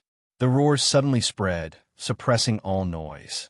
It was as if heaven and earth were silent. In the whole world, only the thunder-like heartbeat was left, echoing in the huge body. The heart pumped, causing the flames to flow like blood. On its body, the originally messy flames suddenly rose and converged. In the end, with its heartbeat, they became one, forming an effect like a waveform on its back that was full of sharp edges and corners. The iron hooves trampled again. The terrible tremor spread, swept, and covered the whole battlefield. Then it converged again, and with the jump of the waveform, it gathered in its body. The terrible aftershock that the human body could not bear flowed on the metal. This was a power that had surpassed Huaishur's limit by relying on the inhuman steel body. Mastery Symphony. Chapter 869. At this moment, the sky drum sounded. Mighty thunder burst out from the body of the incarnation of wrath, and the origin's substance fluctuations suddenly stirred again, causing the flame waveform diagram on its back to instantly expand. You step. The ground cracked, the wind howled, and the loud noise that was enough to tear the eardrums couldn't even catch up to the burning figure. It was like a bad movie that was stuck. After neglecting an insignificant part of the process, the result abruptly appeared before his eyes. Close at hand, right in front of the dragon-toothed soldiers, the golden iron body that was above the speed of sound, dragging flames, was already rushing towards them. The tyrannical flames rose, illuminating the bronze faces. The flames were fleeting. Immediately after, countless metal fragments spread out from the second burst of the storm. A loud, ear-piercing boom rang out, and one could only see countless sparks from the friction between metal and metal. However, it was impossible to capture the terrifying radiance that was like a comet. It was unstoppable. The time that was crossed in this instant was not even enough to make people snap their fingers. The phantom of the giant dragon on the dragon-toothed soldiers let out a tragic cry and lost a huge wing. Broken. It was as if it had been cut by a sharp and heavy axe, cruelly breaking through the scales, fascia, and bones. It was torn apart by an unparalleled force, separated, and fell, leaving only a small piece of flesh remaining. Breaking through the formation of the dragon-tooth soldiers, the incarnation of wrath braked with a loud noise, and its 4 feet plowed 4 deep cracks in the ground. In the midst of the flying rubble, it raised its cold eyes again, and the flames burned fiercely. There were 2 more cracks on the giant body, and a spear pierced through the flesh and touched the bones. But this kind of injury was not worth mentioning at all. It casually glanced back, and the spear shattered inch by inch in the burning flames. Then, the giant ox's iron hooves trampled on the ground, and sparks burst out. It once again launched a destructive charge forward. As a result, iron and copper collided once again. Flames burst out. It illuminated Raziel's pale face. The phantom of the giant dragon cried out in pain. The fake phantoms were being burned by the real flames. 2 bone-deep cracks had appeared on their ferocious faces. Crimson dragon blood dripped down, landing on the bodies of the dragon blood warriors, increasing their power and making them stronger. They should have become stronger. They had become stronger, but it was still not enough.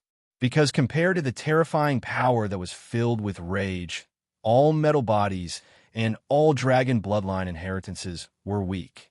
Of course, but pity. The heavenly drum beat, and thunder burst forth. Triple drummer, thunderbolt. Tangi explained, "Didn't you notice that there is another area around you?" Huaishir lowered his head when he heard this. Since the end of the last round, he had been cultivating immortality and alchemy, so he didn't have time to look at other places. Only now did he notice that there were 2 more areas around the tower. One was the battlefield of the first round. The floor was scorching red, and the high temperature was spreading. Between the gaps, the high temperature constantly rose. The other area was a new one. It was actually the battlefield of the second round. It was a mess, and there was nothing special about it. After experiencing the battle between the angry incarnation and the Dragonfang soldiers, it was even more devastated. It was like a wasteland, with only a few pillars left in place. There was a dense, hellish aura inside, and the depth was already distorted. The battle had clearly ended long ago, but it looked like the battle was still going on, and there was an endless stream of mournful cries. The 4 extra points of divinity came from here. What is that? Huaishir was puzzled. Didn't you create the battlefield? The secret ritual of the battle in front of the gods doesn't cover the entire venue. How could I have such great ability? Tangi shook her head and leaned on a pillar at the edge, looking down. In the reality above the depth, matter itself is constant. If you want to create something out of thin air, you need to consume a large amount of origin substance. The space won't increase out of thin air, and it won't decrease for no reason. We are still above Helios, and all of the battlefields here come from Helios. As she spoke, she pointed at the scorching red space. For example, that place is one of the main interfaces of Helios Central Reactor. Currently, the Twilight Village's energy consumption and the projection of the Eternal Frost Furnace are all being maintained by drawing heat from that place. Otherwise, if Mikhail were to rely solely on the Iron Crystal Throne, he would have gone crazy a long time ago. She whistled happily. This wave is called self-sufficiency. Amazing. Huaishir was dumbfounded. He hadn't expected there to be such a thing. Stationing troops was one thing, but even the cost of stationing troops had to be paid by the locals. This wave of empty promises had even involved a pregnant woman. This was ridiculous. Could it be that the celestial genealogy was also called a freeloader genealogy apart from the abyss genealogy? If I were Helios, Huaishir thought for a long time, and in the end he realized with sympathy that if he were Helios, there was nothing he could do. He could only lie flat, close his eyes, and pretend he didn't see anything. What about the other one? Huaishir asked. What's the other one? Probably the temple. Tangi raised her finger and turned it slightly in a circle. An invisible force shrouded the unusually deep and messy area. Soon, countless ruins returned to their original positions, as if time had reversed. What appeared in front of Huaishir was actually a broken temple. The roof of the temple was broken, and the statue on the main seat was also incomplete. Most of the body had collapsed to the ground. Only the withered flowers still remained. When the wind blew, they collapsed again. The holiness of the past had disappeared, replaced by an indescribable evil. The walls were covered with stains, and even the solemn face of the goddess on the ground was stained with blood. Do you see, Huaishur? This is the last remnant of Oxo, the Greek goddess of summer and growth in the past. Although it's an inconspicuous lesser god, at least it can provide you with a few divinity points every round. It's better than nothing. Tangi laughed softly. It's so pitiful. The last bit of divinity was taken by the insatiable alchemist to recreate the gods, and the last temple was ruined like this. It's no different from their own situation. It's simply the continuation of fate. In the long silence, Huaishur stared at the hell below and did not speak. That was the result of alchemy, taking away the miracle from the mediocre, leaving an equal amount of disaster. In order to extract the last remaining divinity, they did not hesitate to turn the temple into hell. He could imagine what had happened here, but he did not understand Tangi's last words. What exactly was this situation that was no different from theirs and the continuation of fate? The meaning contained in those words was so shocking that when he began to think, he froze in place and found it difficult to calm down. He widened his eyes and looked at Tangi. Don't you know? Tangi looked at him in confusion. The reason why the gods fell collectively in 1650 was because of their insatiable greed. In order to get rid of the limitations of fate and pursue further progress, they even tried to use the power of hell. With that, she narrowed her eyes with emotion. Now that I think about it, it was really a flower blooming with brocade. It was a beautiful era, like adding oil to the fire. Everyone was like riding a train, eating hot pot, and singing songs, growing and advancing rapidly. Everything was thriving. Even the river was flowing with milk and honey. Unfortunately, the train turned over immediately. It's fine if you say you died, but you almost caused the destruction of the realm of discovery. Those guys really had no sense of responsibility. If it weren't for the Harbingers, everyone would have been miserable mutants in hell by now. Well, why do you look so surprised? Didn't I tell you? No. Huaishur was dumbfounded. He shook his head blankly. Is that so? Then I'll tell you now. Tangi shrugged and smiled slyly. I'll only tell you. Don't tell anyone else. In this way, after throwing out a bombshell without warning, she casually muddled her way through. Only Huaishur was left in a daze. Chapter 870. The bomb that Tangi suddenly threw out was a bit too big. Huaishur's head buzzed, and he didn't react for a long time. Just by listening to her joking tone and description, it was not difficult to imagine a group of greedy lunatics pushing the entire realm to the edge of a cliff in order to go further. But after knowing so much and experiencing so much over such a long period of time, how could Huaishur not understand the difficulties and pain involved? It was painful to be a tool, but it was even more painful to be born a tool. In particular, he had a choice. He knew what he represented and what he carried. He chose to bear it in order not to disappoint those who believed in him, in order to be happy for himself and more people. He felt that this was a meaningful thing from the bottom of his heart. But how could he resist his fate when he was born as a refrigerator, a color TV, a microwave, and a refrigerator? He was born because of fate, and he died because of fate. It can only be said that it was pitiful and lamentable. 1,000 years of life and endless authority, none of it belonged to him. No matter how tyrannical the human side was, it was difficult to resist the prophecy of the end of the world. Everything had an end. People would die, plants would wither, gods would fall, and even the realm would one day run out of life and fall into the abyss. The three goddesses of fate who foresaw all of this had already turned into bones, and the dust and the spider silk they weaved were buried in the darkness. Who wouldn't be able to resist fate? Wasn't a tool like the sublimator, a skill like alchemy, and even the miracles of this world all because of this? But the result was a collective fall, and all resistance turned into nothingness, leaving only the mournful cries and howls of the fall echoing in hell. This was destined to be a tragedy. Although there were also many doubts and problems, for a time, a myriad of thoughts kept emerging in his mind, and Huaishur didn't know where to start. He could only suppress this question and put it aside. It took a long time for him to calm down. He began to think about the next strategy again. With these 4 points of divinity provided by the temple, the originally tight funds suddenly became a lot more abundant. However, Huaishur was not in a hurry to exchange for himself when he was a ghost. 5 peeps combined into a single axe of wrath. On one hand, there wasn't enough origin substance, and on the other hand, the wrath incarnation was simply too large. Only 5 souls could support its structure. According to Huaishur's estimation, if he wanted to condense the incarnation of a spear of compassion, he would probably need about 3 of his ghostly selves.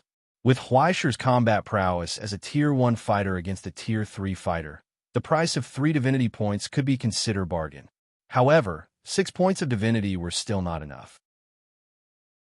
He still needed to accumulate another round. Saving for another round was the most ideal choice, but reality might not be so ideal. Wouldn't it be terrible if Pubris or Garland were to be placed in the next round? Not to mention the 2 of them.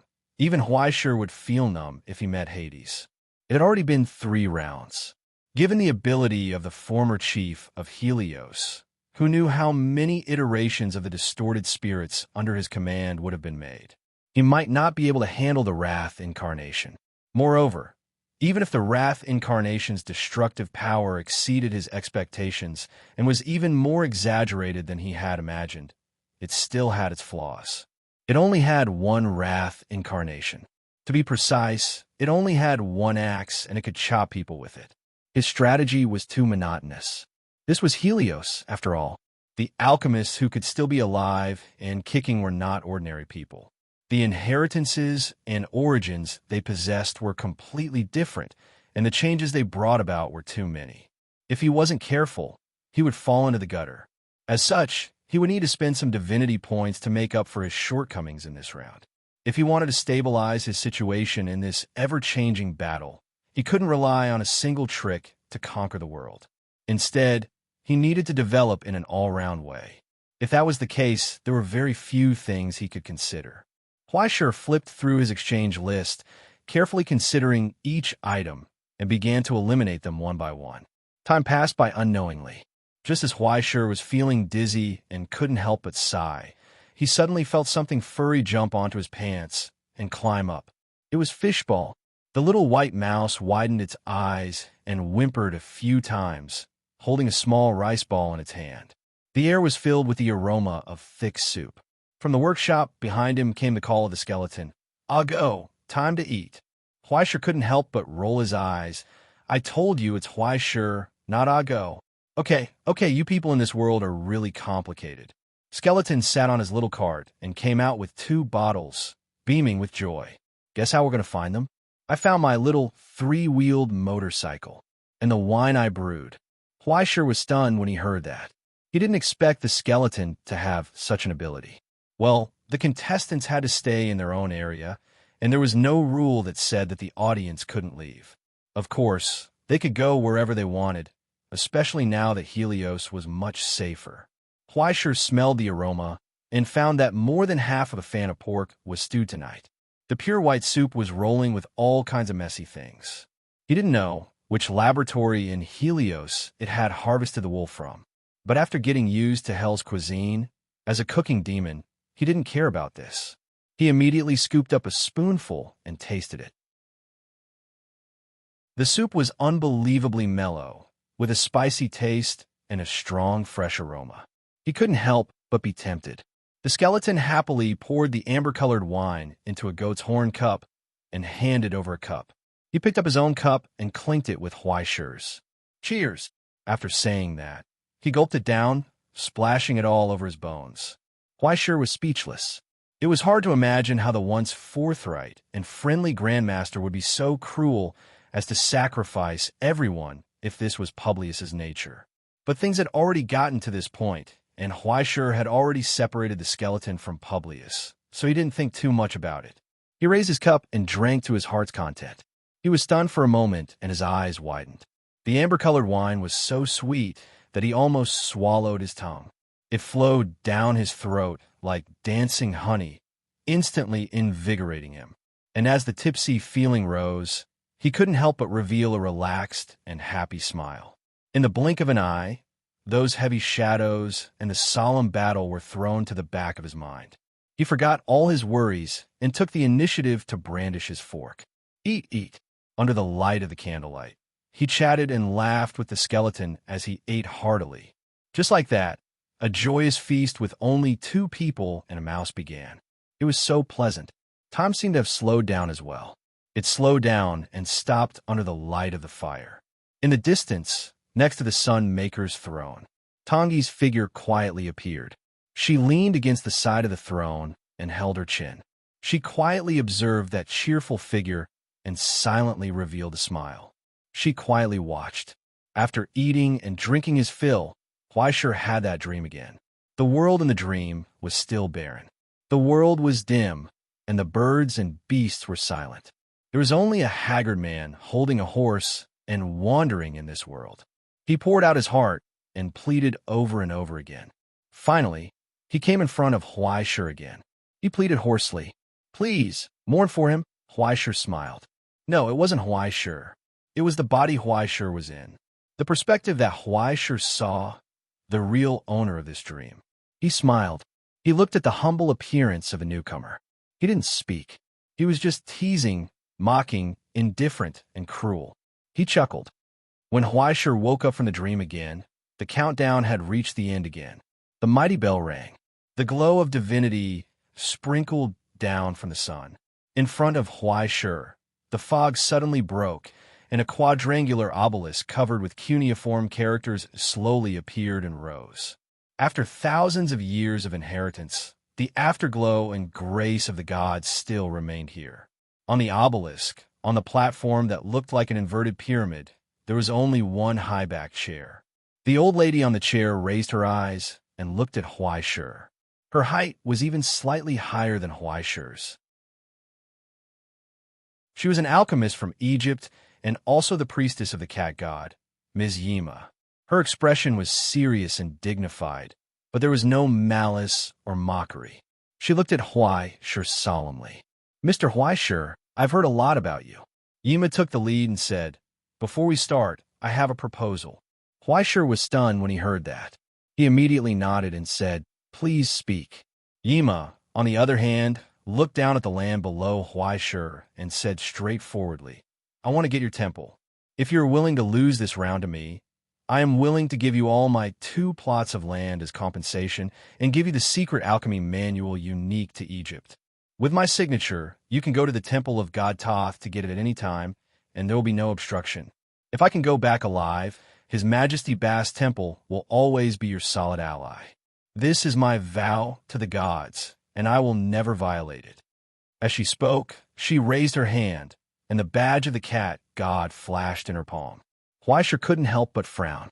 He didn't know what she was planning, especially when Huaishur looked down and saw that she already had 3 plots of land. It was obvious that she had exchanged one from someone else. Among them, there was a temple that Yima had never taken out for an exchange. But the remaining 2 plots of land were also rare and rich. One was a complete workshop on Helios. The interior was well preserved and sealed, and there was even a production line for weapons. There was another plot of land that was inscribed with a huge secret instrument. Although he didn't know the effect of it, he could feel a faint majestic pressure. Even if it couldn't provide the value of divinity, it must have an irreplaceable role. 2 for 1, Huaishur would make a profit. But the question was, could the short-term loss be made up for in the long term? Why did Huaishur have to exchange? Huaishur pondered for a moment and shook his head straightforwardly. "With all due respect, I don't really want to consider this proposal." He said, "Can you tell me why?" "I need divinity." After a short silence, Yima sighed. "A lot of divinity." She raised her hand and unbuttoned the heavy priest robe. The old woman was already 70 years old, and there really wasn't any spring scenery to speak of. However, what was even more frightening was that the skin below her neck had long been replaced by layers of earthy yellow bandages, as if the skin had cracked open. but there was a steady stream of black blood seeping out from it. There were pale beast hairs extending from it, sticking into filthy strands that were unbearable to look at. Divinity distortion? Huaishir was stunned and lost his voice. Chapter 871. Without avoiding the tragic symptoms that had begun to gradually solidify, Yima calmly closed her lapel. If not, why would I come to Helios to seek a way to save myself? She paused for a moment and laughed self-deprecatingly. Unfortunately, fate makes fools of people. To others, Helios was indeed precious, but as a member of the Egyptian royal family and the chief priest of the cat god Batet, she did not lack the classics and accumulation of alchemy, nor did she need to seek knowledge from outside. She had almost everything she could get. Why did she have to travel so far? This time, she had traveled thousands of miles to the outside of the present world just to seek a way to cure herself, even if there was only a slim chance of 1 in 10,000. But who would have thought that the chariot of Helios, the closest to the era of the gods in the world, would explode halfway? After a long silence, Huaishir sighed softly. Badet really loves you, Ms. Yima. Yima was still indifferent. Whether it is a blessing or a curse, who knows? This was the hidden disease of the Egyptian genealogy, a small shadow that was rarely known. The state of atavism. This was a defect like a genetic disease. Perhaps it was some kind of enlightenment, perhaps it was some kind of inspiration, or simply coincidence. There were countless reasons that could lead to all of this. Perhaps it was simply because she was old. The resonance between her and the cat god Batet had exceeded the safe limit, causing the divine blood that she was born with to begin to purify. It began to move closer to the state of the gods in the past at a speed 100 times, 1,000 times faster. If it had been 1,000 years ago, this would have been a blessing that would have been enough to make all the people happy. It was because she had already received the favor of the cat god. Perhaps in time, she would be able to become the human incarnation of the cat god, a living demigod. But after the fall of the gods, this became a tragic wound and a curse. It was because the gods had already disappeared. Her will and her talent were not enough to control this overly inflated and tyrannical divinity. Instead, they were eroded, triggering a distortion that was almost solidified.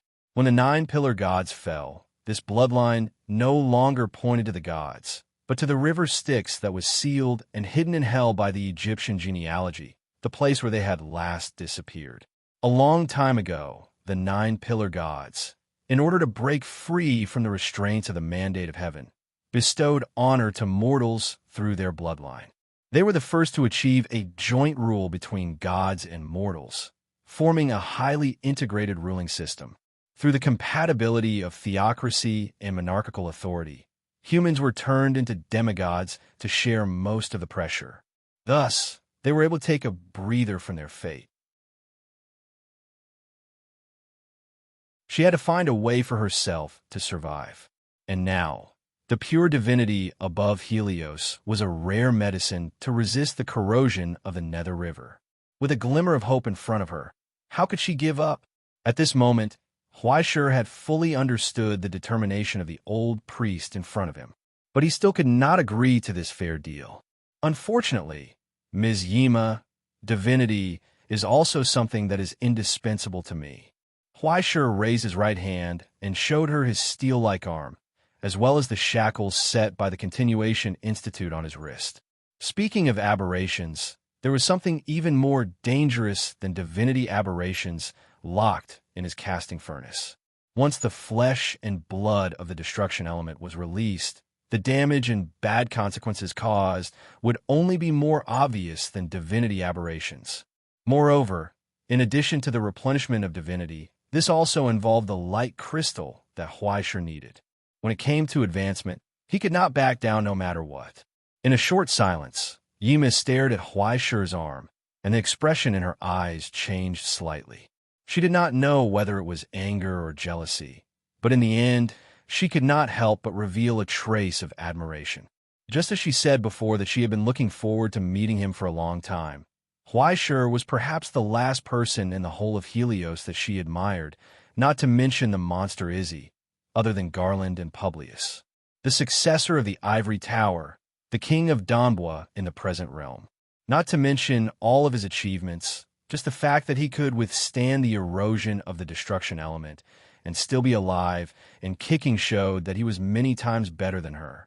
If she could have such an ability, why would she be trapped and suffer from divinity aberrations? It seems that I have been presumptuous. Yima nodded and said solemnly, "Then we can only fight." She raised the scepter in her hand. "Go all out." And so, a loud drum sound rose from the darkness under the obelisk. Then, the huge silhouette shook with a bang, and dozens of sharp legs stretched out from the darkness, propping up the body and slowly walking out of the dark pyramid. It was a huge stone tablet, engraved with the emblem of the gods, but at this moment, it was like a huge abdominal sack of spider, with a ferocious face and legs, moving nimbly. Holy steel spiders. Through the blessings of the gods, the stone tablet engraved with the legacy of miracles came to life, creating war weapons. Then, the 3 holy steel spiders laid stone coffins one after another, as if they were laying eggs, with countless strange scarabs crawling on them. The mummified, cursed corpses crawled out of the stone coffins, their mutated faces like wolves, and their eyes were blood red. Those jackal warriors held divine weapons produced on the assembly line and followed around the holy steel spiders, gathering into a formation. It was like an army protecting heavy weapons, ready to attack. In addition to more than 100 jackal warriors, there were even 4 magnificent chariots wandering from both sides, with crowned skeletons holding swords and spears, burning with dark green flames. Huaishur sucked in a breath of cold air. His scalp went numb. This old lady must have moved her own pyramid here. Her productivity was so scary. In the first round, she had used all her divinity to exchange for the servant figurines, and then used them as a foundation to catalyze the army of jackal warriors, coupled with the holy steel spiders, a tank-like killing machine. This was already a large group of troops that had been formed. If he had really counted on the incarnation of wrath to make a comeback, the outcome would have been hard to say. If she was given another round, she might even be able to create aerial units like the Spirit of Judgment. By then, with countless tactical combinations, fighting anyone below the Grandmaster level would be like fighting a younger brother, and they could fight however they wanted. It was like having the same capital of 100 yuan, but being able to spend 3,000 yuan to make more money. This snowball-like operation was really amazing. Huaishur could not compare at all. On the Sunmaker's throne, Huaishur secretly wiped his cold sweat. Fortunately, he had deep connections and many connections. The raging flames lit up again, and the huge incarnation of wrath stepped out of the core of eternal frost. She raised her head and looked up, her burning eyes reflecting the enemy in front of her. Yima froze, unable to hide her shock. She hadn't expected Huaishur to have such high attainments in the field of alchemy. The purity of her origin substance was already enough to suppress her own. Fortunately, the army of the Egyptian lineage did not lack experience in hunting such a huge monster. For thousands of years, the pharaoh's guards had killed the giant monsters that wreaked havoc in the Nile River, so much so that the river water of the Nile River was dyed red for more than half of the time. Every year, when the high water period came, the wind blew the aura of death. Now it was time to hunt. Yima raised her scepter and gave the order, causing the war drums and horns to sound again. The holy steel spiders slowly moved forward under the protection of the jackal army. However, the incarnation of wrath was not in a hurry to go deep into the enemy group. Instead, she still stood in place, her iron hooves trampling the cracked ground under her feet, waiting calmly. Waiting, after waiting for a long time. She turned back impatiently and looked into the darkness behind her. Where was she? Why wasn't she here yet? I almost forgot. On the tower, Huaishur slapped his head and finally reacted. He hurriedly rummaged through his satchel for a long time, took out the remote control, and pressed the switch. Immediately, the halo crown from the paradise appeared on his head, shining with a 7-colored light. It was like a dream. Then, A high-pitched crow's cry sounded from the heart of the eternal frost furnace. Chapter 872. As Huaisher's halo lit up, behind the dark door, more than a dozen huge bodies that were stacked on the ground rose out of thin air, as if they were pulled by invisible ropes and suspended in midair. The mentally retarded ratmen that had been stitched up in a mess were still drooling, their mouths repeatedly muttering nonsense like ABA, ABA, ABA. Immediately after, a light appeared, covering the bodies that were covered in stitches with a layer of childlike leather. It was as cool as a magical girl transforming. With the support of the paradise, the ferocious transformed ratmen shook their bodies, and a wonderful and warm nursery rhyme sounded. They leaped, spun, and stroked their heads coquettishly in the air. They put on strange poses that were extremely eye-catching. The muscles all over their bodies bulged, the source substance flowed, and their eyes lit up with a blazing glow. Helmets, gauntlets, breastplates, swords, halberds, and ancient relics of the border surrounded them one after another.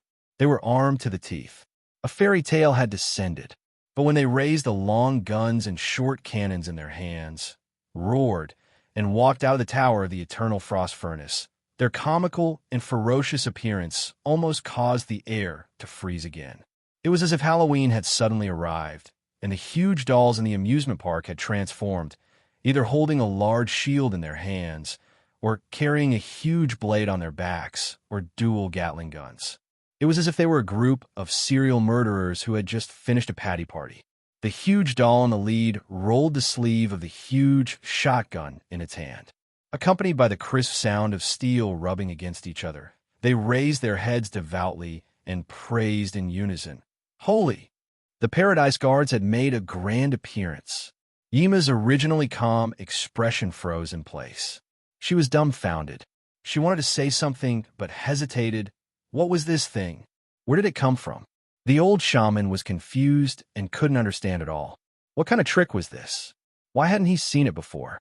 Huaisher raised his eyebrows happily and couldn't help but want to whistle. What operation? What upgrade? With his reputation, he would be able to get quite a lot of things out of them by rubbing here and there.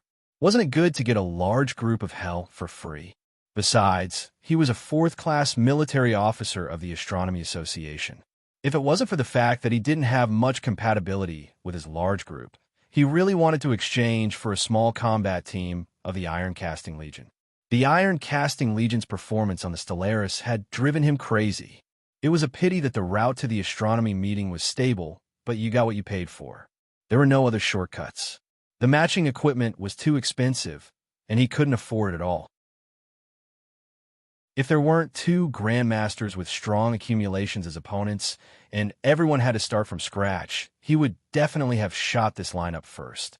Fortunately, there was also the Paradise Guards who were bound to the title of Paradise Prince. It could be seen that Kitten had put in a lot of effort.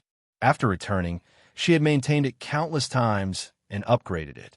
It could be said that she had replaced a bird gun with a cannon. It was running really well. But now it's mine. Huaisher happily raised his hand and pointed forward as he listened to the faint cries of heartache coming from the void. There was no need for any more orders. The eyes of all the guards shone with a fanatical light. They shouted their battle cry and charged forward against the blazing light cannon shot by the Holy Monument spiders. The rats came out of the cage. At this moment, the sacred war to protect paradise began.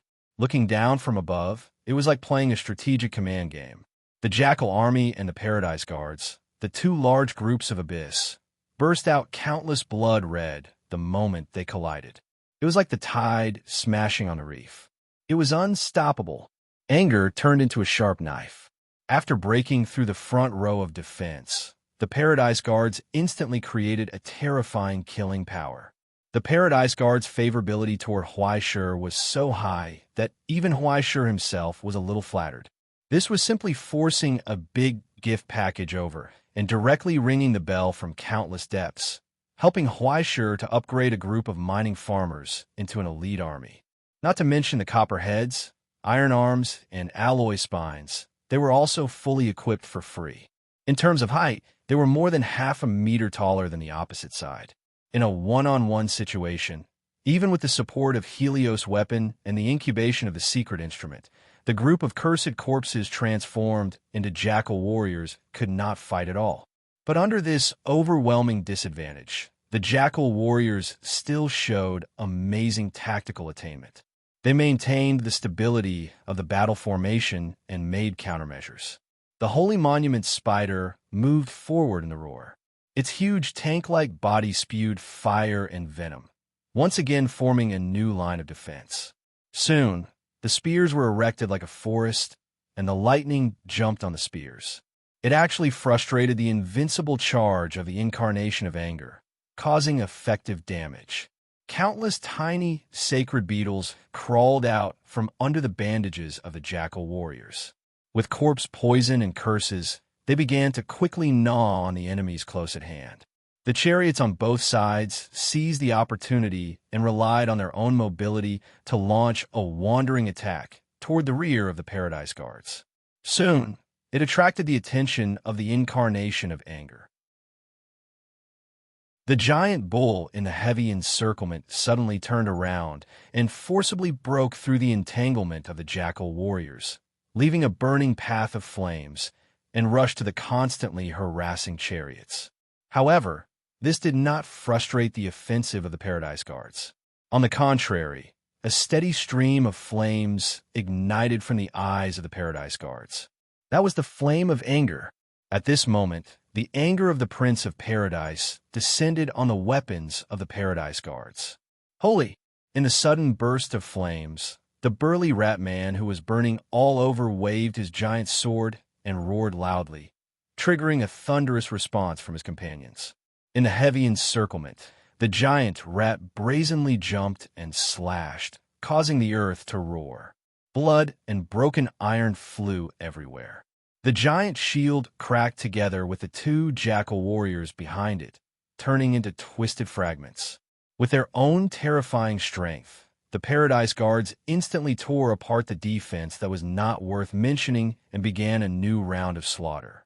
And in the midst of galloping, the body of the incarnation of anger suddenly collapsed. Its size shrank, but its speed was more than twice as fast. In the blink of an eye, it smashed two chariots, trampling the drivers, halberd soldiers, and archers on the chariots into mud. And when the four chariots were smashed one by one, the incarnation of anger slowly looked back and aimed at the Holy Monument spiders that were rampaging on the battlefield.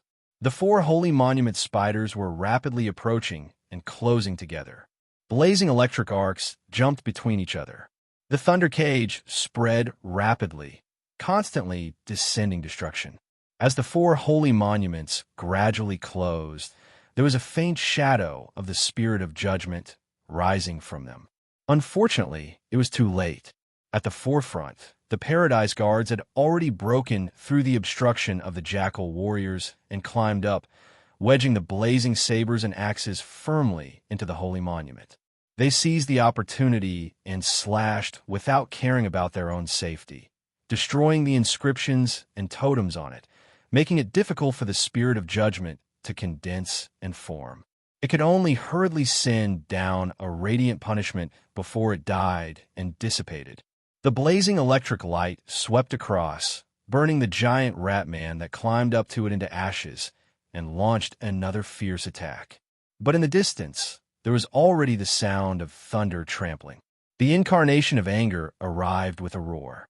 You stepped forward. Ignoring the existence of the Paradise Guards in front of it, it accumulated violent potential energy through the long distance. Without any slowing down or retreat, all of it leaned on the huge Holy Grail together with its huge body. A loud wailing sound burst forth. In the roar, the incarnation of anger staggered a few steps back. Traces of cracks appeared on the four sharp horns on the top of its head, and its body swayed for a while, unable to support itself. And in front of it, on the huge closed sacred steel, there was a huge crack that was rapidly spreading, expanding, and collapsing.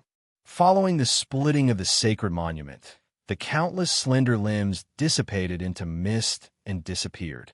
Only broken stones were left. The Jackal army, on the other hand, did not show any signs of decline and was still fighting back desperately. Unfortunately, the outcome had been decided. The rest was only a matter of time. Yima quietly stared at the scene of the Jackal army being strangled and closed her eyes. She sighed silently. "I admit defeat," she said. In an instant, the battle on the battlefield suddenly froze, and all the summoned creatures from the obelisk disappeared without a trace. And behind Yima, the Paradise Guards with two-handed axes slowly appeared. They raised the axes and aimed at her neck. The executioner waited for the master's order. But the axes did not fall for a long time. Only Huaishi's voice could be heard. "Madam Yima, I also have a suggestion." Huaishi thought for a moment and said, "I can admit a draw in this competition, and I won't use up the divinity you have obtained, but you need to answer a question of mine."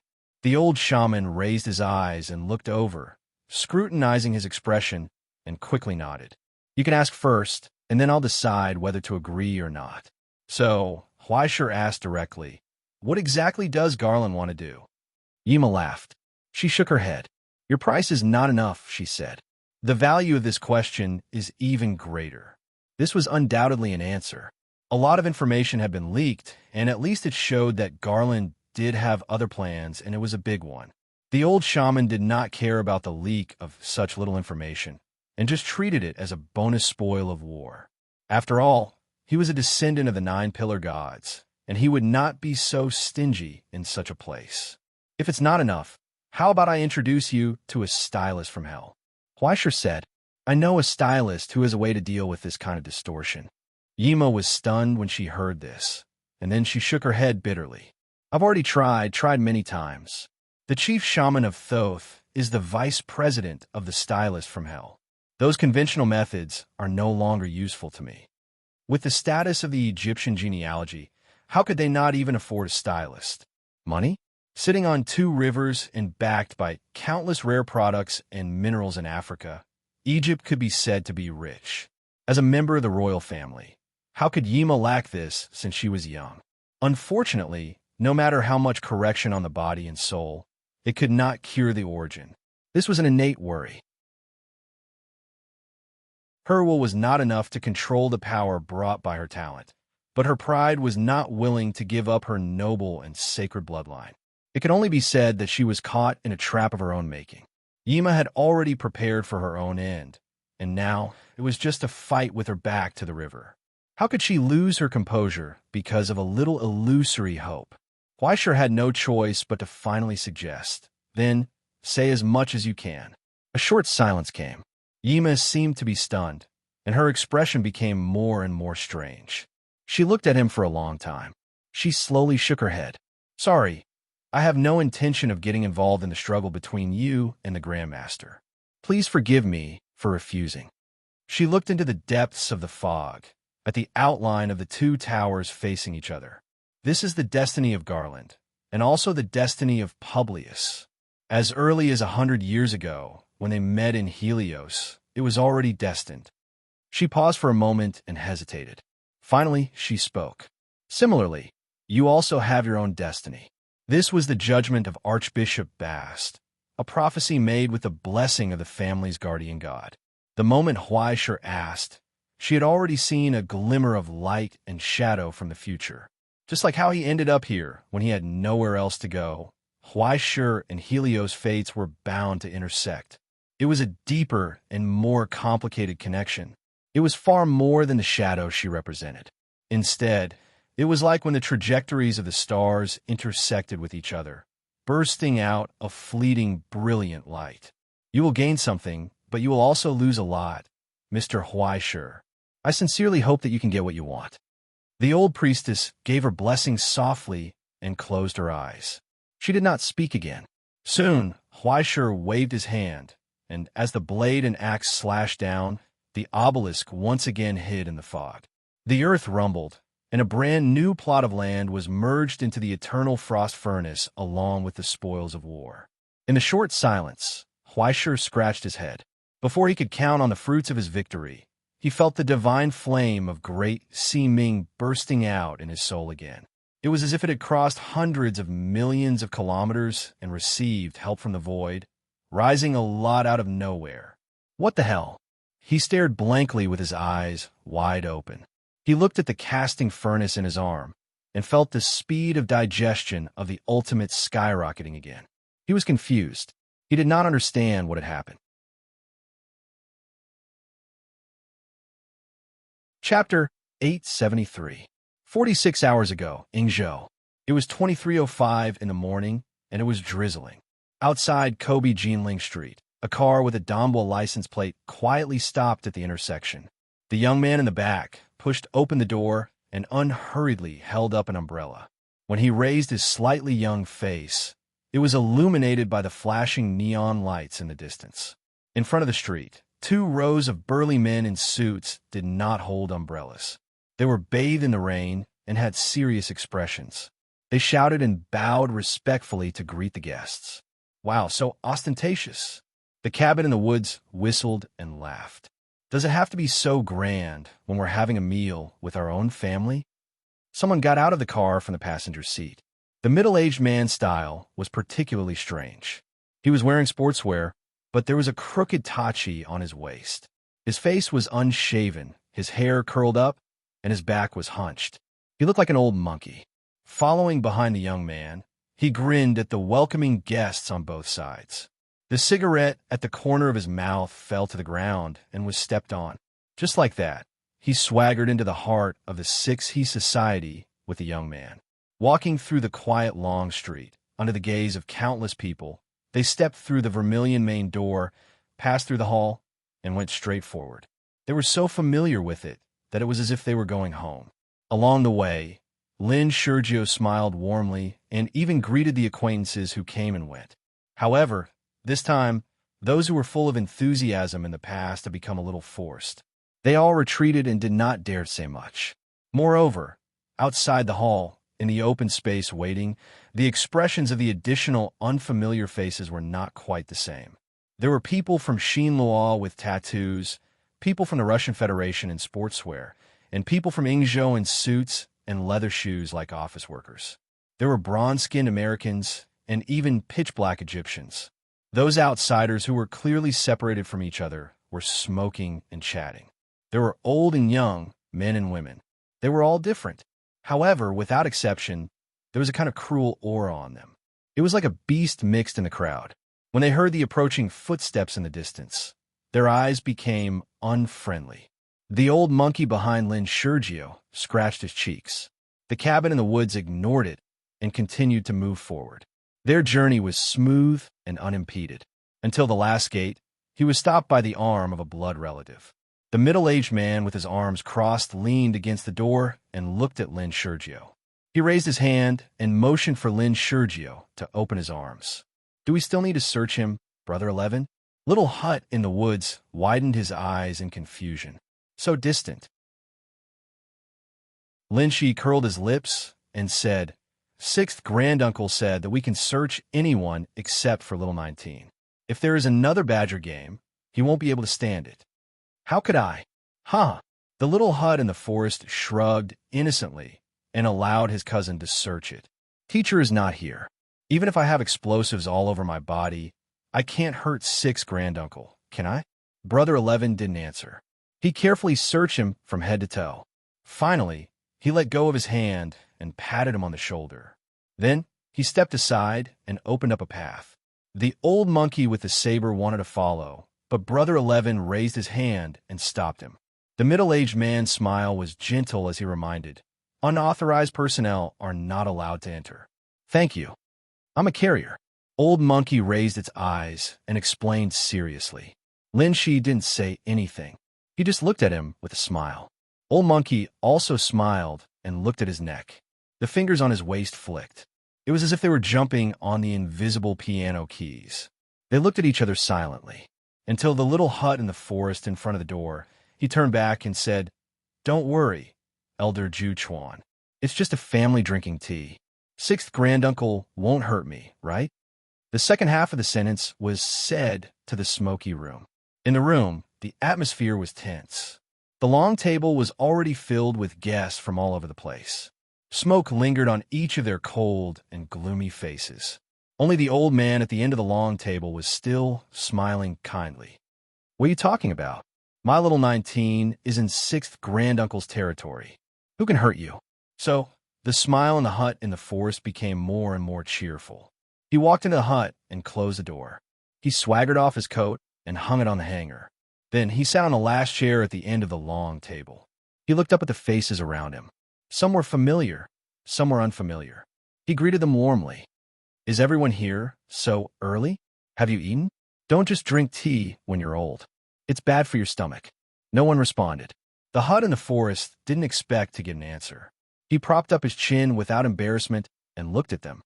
The third in command of the K gang, Red Nose Ronnie, the Illuminati's Archbishop Kenichi Namahara, the Nuji Group's representative, Jinquan City, the Big Circle's Red Stick Chinlibo, the American Mafia's old godfather, Johnson, Egypt's drug magnate, Silas, all the famous leaders of the underworld of the capital were gathered here today. Even the unexpected people in the hut in the forest. He raised his eyes and looked at the seat beside 6th granduncle. It was an old woman in a suit with a graceful bearing. "Is 4th Aunt here too? Isn't that right?"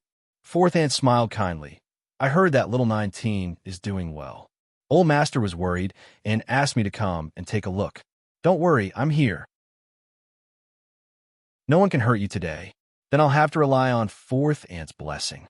Lin 19 chewed the grapes in a fruit plate and let out a long breath. "Otherwise, with such a big lineup, I don't feel confident. Hey, why don't I see Mr. Luishima? And old lady Sada? Wasn't she fine the last time? Why didn't she come today? She can't be angry, right?" After a short moment of silence, everyone's expression turned ugly. "They're dead." Big Gene coldly glanced at the seemingly innocent young man. One was yesterday, and the other was this morning. They were both killed by an old monkey-like swordsman. "Don't tell me you've forgotten?" The hut in the forest was stunned and couldn't help but pat his head. "Look at my memory." He smiled awkwardly. "I saw that you were still alive, so I thought they were safe too. I forgot. As soon as he said that, everyone's expression became ferocious. They were furious.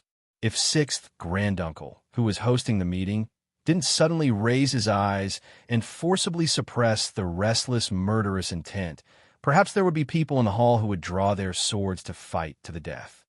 "Little 19, everyone knows that you've been fierce recently. There's no need to show off here. Give 6th granduncle some face and say less." Okay. Lin 19 shrugged helplessly. He tilted his head and spat out grape seeds on the ground. He said casually, "If you didn't ask me, I wouldn't want to come today. It's meaningless to come here. I can't tell you the reason. If we quarrel, it will be embarrassing." "How can you know if you don't talk about it?" 6th granduncle picked up the teacup and took a sip. He kindly suggested, "Everyone just wants to do business. There's no need to make a big fuss because of some trivial misunderstanding, right?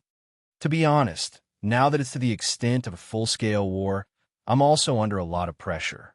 The hut in the forest shook his head. "You're all famous big shots. We're living a good life. No one wants to put their hands in other people's pot. However, the census of Donbua and the census of mixed race were arranged by my teacher before he left. As a student, I can only nod and carry out his orders. How can I make irresponsible remarks?" He clapped his hands and defended himself innocently. "You see, this is my teacher's task. Why do you have to make things difficult for me? A henchman, right?" With a simple flick of his wrist, he threw the blame to outer space, as if he wasn't the one who killed the whole family a few days ago. Feeling those angry eyes, Lin 19 was thick-skinned, grinned, and showed a sincere expression. "Everyone, give me some face. How about sending those beast men to register? Anyway, after being a tool for so many years, there's nothing to live for. Just treat it as a good thing and let them bask in the sun for a few more days. Okay?" He put his hands together and suggested again, "Think about it, okay? Just treat it as doing good deeds." For the past few days, the entire underground world of the capital was in chaos. The war that lasted for more than a month, the fights that didn't see blood and the fights that saw blood but couldn't see the light of day all started because of this. From the beginning of the census of Donbua, to the registration of mixed race and even the protection of human rights. Every decision issued by the branch was fiercely digging meat into the pot of everyone here. Whether it was the processing and trafficking of forbidden drugs, the mining of illegal precious metals, the urgently needed experimental products in various underground laboratories, and even the custom industries, usury, food processing, and so on, the existence of every cheap human resource was the cornerstone of this city in the shadows. No matter who it was the normal that was difficult to shake. This was not something that could be changed by the rise of Dombo's inner circle. If they acted rashly, it would only make the predators in the muddy water react. Therefore, it wasn't hard to imagine what had happened. It was as if they had become everyone's enemy in an instant. They hit a wall everywhere and became the enemy of the whole world. From the initial moderation, followed by the probing, then the friction and the final outbreak, the blood washed the places that light couldn't find again and again. Clearly, the order of peace had just ended, and a full-scale war was about to come again. Everyone stood at the edge of the cliff. She scrutinized that slightly young face and his smile, but they didn't respond. Sixth great uncle stayed out of it and didn't say a word. He just drank tea quietly. As a mediator, he had done his best. Whether the next thing would succeed or not, it had nothing to do with him. But the other people's eyes soon faintly looked at the seat of honor. The middle-aged woman with a kind smile next to sixth great uncle, who was like a clay puppet. In fact, everything has not reached the point of life and death. Fourth aunt finally opened her mouth and said with a smile, "In Jianghu, don't hurt the harmony if you can. Little 19 is young, and it is the time for him to make a contribution. Everyone here is his uncle's, and you should help him as much as you can. Since Dombo wants it, let's put together the mixed race in our hands and give half to Dombo." Her soft Yingzhou dialect was indescribably pleasant to the ears. However, when she glanced at the people below with her slender phoenix eyes, there was a faint trace of coercion in her gaze. Sixth great uncle still didn't say a word and just drank tea silently. But the palpitating oppression lingered in everyone's hearts, and their expressions changed Madhav Asterisker, asking for half of it the moment he opened his mouth. This was completely different from what they had agreed on. The people of the Lin family were really inhumane. But now that things had come to this, they could either die together or give up half of their legal accounts. What other choice did they have? After a short silence, everyone finally made a decision. In that case, let's do it this way. The first to speak was the dark-skinned Egyptian, Silas. In his chemistry lab, the mixed race who grew herbs and made medicine were the fastest to change. Giving half of it to the old, weak, sick, and disabled would not hurt their foundation. On the contrary, Red-Nosed Ronnie's expression changed. Recently, more than half of the profits from the mixed race smuggling in Yasaka were in their hands. Suddenly asking him to give it up was like cutting off his flesh. But the situation was beyond his control. Seeing that everyone was nodding slowly, and even the people of the Illumination cult had chosen to submit, what could he do? He could only grit his teeth and nod. After a short silence, Lin 19 looked at those faces and finally let out a long breath. Finally, he looked at the seat of honor. He still wasn't sure. Aunt 4, you can make the decision. Half. The graceful woman nodded indifferently. Don't worry, as long as there's one less, Aunt 4 will compensate you. Then, the cabin in the forest laughed. He looked around again. Is that what everyone thinks? For a moment, everyone nodded. They did not want to complicate things at this time. Since that's the case, let's have a cup of tea. In the entire conference room, at the long table, the only young man who had the right to war laughed. He took the lead to raise his teacup and saluted from afar. Let's forget about today's matter. How about it? In the face of his invitation, those gloomy faces, which were originally grief-stricken, also squeezed out a happy smile, wanting to end this as soon as possible. As for the future, there was still a long way to go. There was always a debt to be settled slowly. Just like that, in the dense fragrance of tea, everyone's laughter became kind and harmless. It was joyous and harmonious. Regardless of whether they were inexperienced or skilled, They all drank the tea in their cups to show the establishment of the alliance. Finally, the cabin in the forest put down the teacup in his hand. He wiped his mouth. He said, "Then let's fight." Along with his words, a faint roar could be heard. In the distant city that was shrouded in rain, a sudden burst of fire could be seen.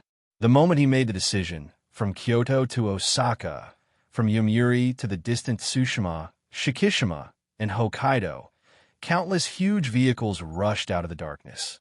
In the carriages that were pushed open, there were Jidao who had been waiting for a long time with swords and sabers in their hands, attacking their scheduled opponents. A full-scale war had arrived at this moment. Ear-piercing alarms burst out from the headquarters of the 6E gang, and sharp screams came from outside the door. For a moment, everyone's expression changed, including Ant 4, who had been smiling just now. Those big shots whose expressions suddenly changed pulled out their weapons in an instant and aimed at the face of the cabin in the forest. At this time, they were furious. Even Uncle 6, who was drinking tea, froze in place. He looked up with his pitch-black eyes. The leader of the Road of Sin looked down indifferently at the brat who was making trouble in front of him. "Little 19, what are you doing?" "I'm doing what I'm supposed to do, Uncle 6.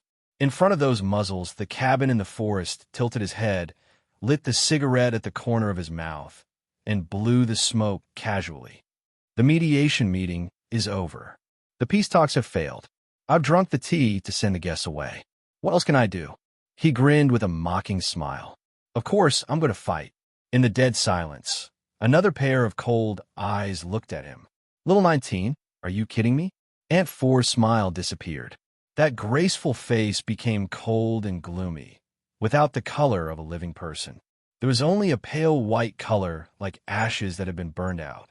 Her long hair curled and wriggled like a snake, choosing to devour people. Or have you grown up and become successful, and you don't even care about fourth Ant? "Ant 4, what are you talking about? I didn't mean to offend you." Lin 19 took off the cigarette in confusion and put it out in his hand. "You see, I'm very grateful for your care. I agree with your idea of peace, and I especially agree with your idea. But here's the only problem." He raised his finger and pointed at himself. He looked at his elder and asked in confusion, "When F***CK, did I say that I only want half?" At that moment, his respect disappeared. A ferocious flame burst out of his eyes, and cruelty rose. "I came here today because I respect you as an elder. But who do you think you are? Since when did you have the right to talk about things in Jingdu?" Behind him, the door suddenly broke. It seemed to be cut off by an invisible sword. A figure in a mess fell in. He staggered back, supporting himself on the table, and almost couldn't get up. Lin Shi, who was guarding outside the door, opened his mouth and spat out blood. He raised his broken right arm and pointed at the figure who came in from outside the door. It was the warrior with curly hair and beard, who looked like an old monkey. His loose sportswear had been stained red with blood, and it became so sad, full of cracks and gunshot wounds. The blood that flowed down the face could not hide the darkness underneath. Cursed livor mortis spread on his face. He still didn't dare to smile. He endured the killing intent of his sixth granduncle and walked into the hall step by step. He tilted his head and said to the young man next to him, "Everything outside has been taken care of, but your cousin accidentally cut off his hand. Is it okay?" "It's okay, it's okay." Lin Shi glanced at his cousin who was in a mess and looked away indifferently. The surgeons of the Lin family are the best in Dongxia. As long as he's still alive, he'll be fine after a few days of rest. On the table next to him, Lin Shi suddenly roared and propped himself up, trying to grab him. But then, a hand suddenly reached out and grabbed his face tightly, pressing him onto the table as if he was a chicken waiting to be slaughtered. It was as steady as an iron clamp, not allowing him to move at all. It was Lin Shi. "Everyone, you came to talk to me, and I talked to you. You wanted to have tea with me, and I drank it. You wanted sincerity, and I gave it to you. But what did you say to me?" "Half." Ignoring his cousin's other hand, he raised his blood-stained face, looked around at everyone here, and said word by word, "I came all the way here. King came all the way here. Do you think I'm a beggar in the charity hall? Today, I'll say it for the last time here. Hand over the bastards in your hands. Either all of them or die. He pulled out the snow-white blade from his bosom. With a swing of his hand, he nailed it onto the long table. A buzzing sound rang out, illuminating the stiff faces. And you, sixth granduncle. The ferocious young man raised his eyes and looked indifferently at the old man at the end of the long table. Like a young snake flicking its tongue at a python, there was the same darkness and brutality. If you want territory and want to reach out to Doomsday, you could talk to me. Why did you push the idiot in the family to talk to you? You have to remember, no matter how many people die today and how much we lose, it's all because of Fourth Ant's stupidity. A shrill scream sounded. Blood spurted out. Because the hand holding the knife suddenly pressed down, the sharp knife cut a deep crack on the table and cut off his cousin's other hand. A severed hand flew up and fell in front of Fourth Ant's furious face. The 5 fingers were still twitching, and it was futile to ask for help. Below, the young man with the knife glanced at her face, no longer hiding his disdain and disgust. Wearing a suit and tie, what's the use of holding a mobile phone? Huh? Eat shit.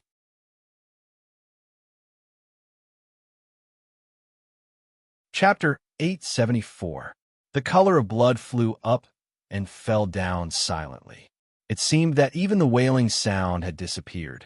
In the dead silence, Forrest Hutt didn't look at Fourth Ant's dead face. He didn't even care if she would lose her composure in her rage and kill him. From the beginning, she was not the focus at all. She was not the opponent he was here to deal with today. Even if she was tricky, she was completely insignificant compared to the real problem. At this moment, the real leader was sitting at the head of the table, holding a teacup.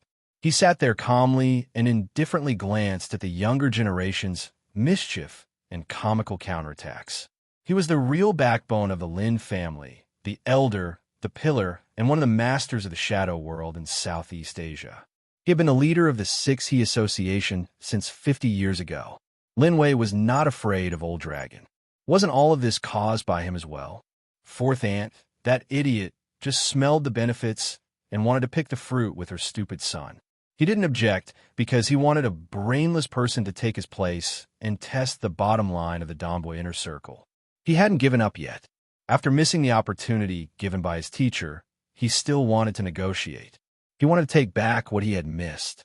He wanted to use this opportunity to break through that invisible glass ceiling and extend the destiny of his evil karma into the darkness of the capital. He wanted to take another step forward. But the Doomsday inner circle had already been established. If he wanted to achieve something, he had to shake their current situation and make the Doomsday inner circle willingly ask for help from him and accept his help.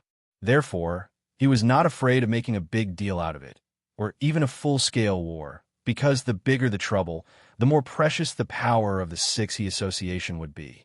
But Fourth Ant didn't understand. She had been doing shady business for too long. She thought that they were all gangsters, and harmony was the most important thing when making money. She thought that she could negotiate on behalf of Forrest Hutt and express goodwill to him. But without any conditions, this was not something she could negotiate. She didn't think clearly.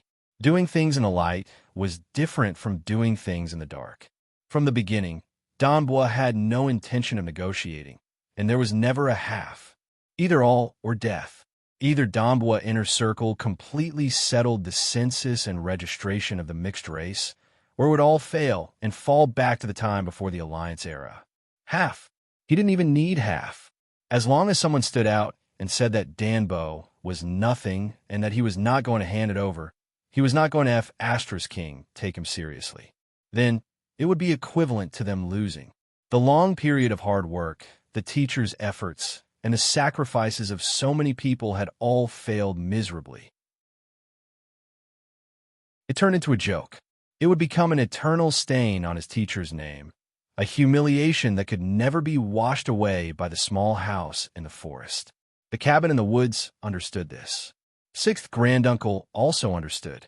Therefore, at that moment, the old man shook his head and sneered disdainfully. Finally, he put down the teacup in his hand. He raised his eyes. Since Lin Shurjo was born, This was the first time that she looked at him so seriously. She was solemn and cold, without any warmth. Because this was normal, this was the best. Warm, harmonious, and friendly things had never been the core of the Lin family. They were born to be cold-blooded creatures. When he greeted with a smile, there was no warmth in his eyes. Only when it came to his core etiquette would he tear off his disguise and reveal his true face. Therefore, the entire meeting room froze in an instant. Darkness rolled. An invisible evil gushed out like a tide, shrouding, locking, and freezing everyone in the air. In Lin Wei's fearless, empty shell, boiling malice rubbed against each other. Those sharp voices overlapped and turned into disappointed sighs. Little 19, you are getting more and more outrageous. Why? The cabin in the woods grinned and asked, Sixth granduncle, do you want to discipline me on behalf of my great-grandfather? I'm afraid the patriarch won't care either. When he let you out, he probably already saw this day coming. He has high hopes for you, but he doesn't want you to succeed. Sixth granduncle sneered, look as he wishes. You are just like your teacher. The cabin in the woods smiled more happily. Isn't this good? Not good. At that moment, the boiling malice no longer concealed its mockery and viciousness, as well as killing intent. Because you always don't learn like him. The old man sighed hoarsely. Because you still have a long way to go. Little 19, you learned his appearance, but you didn't learn his true strength. I really miss it. This scene is just like when you were a child, imitating the heroes of justice on TV in front of the whole family. That kind of naive fantasy, that kind of imitation, and that completely clueless look. They thought that doing it this way was right, that doing it this way was good, but they never thought that the things on TV had always been a fantasy. At that moment, Sixth granduncle grinned, and countless sticky darkness suddenly extended from his old body. The python monster covered in red scales turned solid and coiled around the entire meeting room. No, the entire Jinling Street. Just by raising his eyes silently, he extinguished the countless neon lights in the night sky. The thin rain rolled back in panic and rushed into the sky. The dark clouds in the sky were torn apart, but there was no starlight, and the huge pressure had crushed the ceiling, pillars, and even the floor of the 6E society, causing countless cracks to appear.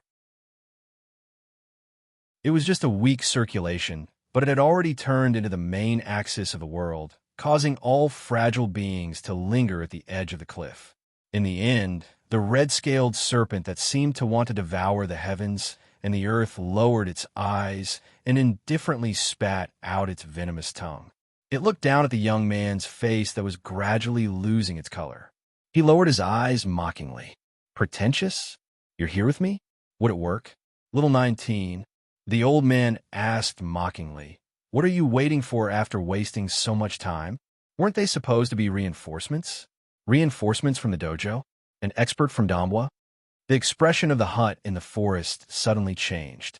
In his arms, the originally warm Imperial Guard had already lost its warmth. The communication was cut off. This was because a huge shadow had turned into a giant screen that soared into the sky. From the outside to the inside, it completely enveloped the entire Yoshimi Yosaka, covering every single exit. It was isolated from the outside world. His cold gaze blocked everything. The same seal had also enveloped Kobe today. That was a foreshadowing that was laid long before the meeting. No, half a month, or even a month ago. The old man had prepared for today's meeting. At this moment, at this place. He was already under the serpent's mouth. Now, there's only you and me here, little 19. At the end of the long table, behind the boiling teapot, the old man announced coldly, if you were your teacher, you would draw your sword regardless of the consequences, because the enemy is right in front of you, he said. Now, the sword is in your hand. You make the choice. In the silence, the hut in the forest did not speak. He just held the sword in his hand tightly, the veins on the back of his hand bulging, until the blade could no longer bear the burden, and a crack appeared on it. It wailed silently. Finally, he let go of his hand and collapsed on the chair, exhausted. Did you see that? Little 19. Lin Wei shook his head in disappointment. This is the difference between you and your teacher, because your confidence has never come from yourself. In this way, he exposed the nature of the young man in front of him mercilessly. You've always counted on others to succeed, but you're not willing to sacrifice yourself. You pretend to be fearless, charging at the front, but leaving the outcome in the hands of others. Your courage only comes from your supporters. After losing everything, you don't even have the backbone to fight. But what are you doing here, hut in the forest? What are you thinking? Lin Wei was not afraid, and he questioned sternly, do you think that the killing of blood relatives is a joke? Even though the same blood flowed in their bones. Even though there were so-called kinship and blood ties between each other. Even though most of the time, the family was one. But the rules of the Lin family were as straightforward and naked as the path of evil karma itself.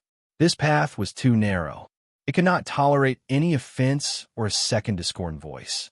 Sometimes, it could not even allow one more person to walk. The killing of blood relatives was nothing new. It was almost becoming a tradition. Now, let's talk, little 19. I want to talk to you.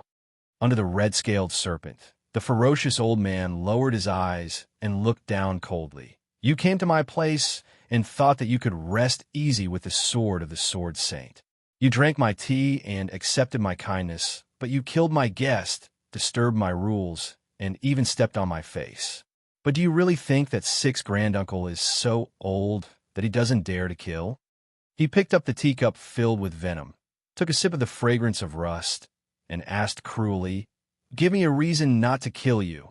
Either admit defeat or die. Once the killing of blood relatives began, the result was so simple. And at that moment, on the other side of the long table, under the strangulation of the red-scaled serpent, the dying projection of Shang Qing dissipated silently. In the dead silence, the shoulder of the hut in the forest shook. It was as if he was laughing. He said, because you can't kill me. The young man raised his head and looked at his granduncle. With difficulty, he smiled and told him word by word, because I'm right. In that instant, a formless power burst forth from the frail body and ignited the flames once again. It made the young man raise his neck and stare at the opponent in front of him. He told him, you can't kill me. The hut in the forest said, because I came here not only as the little 19 of the Lin family, but also as a representative of my teacher, the inner circle of Danbua, and all the beastmen. It was like all the heroes who faced the powerful villains on TV. Even if they were standing on the edge of the cliff, facing death and despair, they could still hold their heads high and say, I represent justice. You can't kill me. You can't kill me either. He raised his hand, wiped the blood from the corner of his mouth, and told him with absolute certainty, because the general trend is with me. At that moment, the entire Jinling village suddenly shook. Everything shrouded in the shadow of evil shook for an instant. Because something discordant had invaded, something insignificant had arrived. Facing the endless darkness and terrifying pressure, step by step, they walked into this hell of despair. Someone had arrived, holding a candle flame, even if the light was so small. In the east, in the west, in the south, in the north, in all directions. An old man with 2 horns on his head, a middle-aged man covered in white hair like a cloak, a woman with skeletal wings on her back, a young man with 4 eyes, a husband and wife holding hands, a fat and bloated man who seemed to be gasping for breath, a total of 16 ascendants. 16 beastmen from Danbua, the border, Ingzhou, America, the Russian Federation, Egypt, and even hell. Some were so powerful that they could shake this pitch-black shadow hell.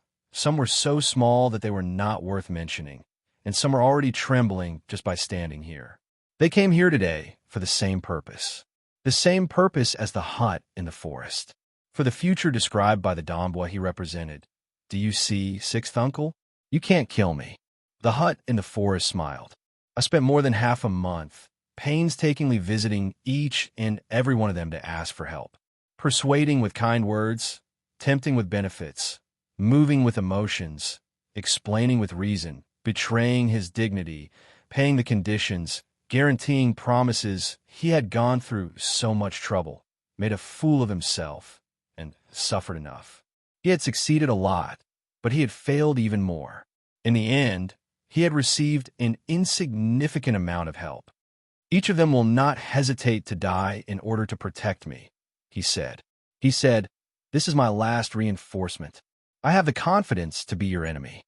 At this moment, the young man spread out his hands and faced his enemy frankly. Sixth uncle is right. I can't learn the teacher's things no matter how hard I try. I can't learn them, but there are always things that I understand a little.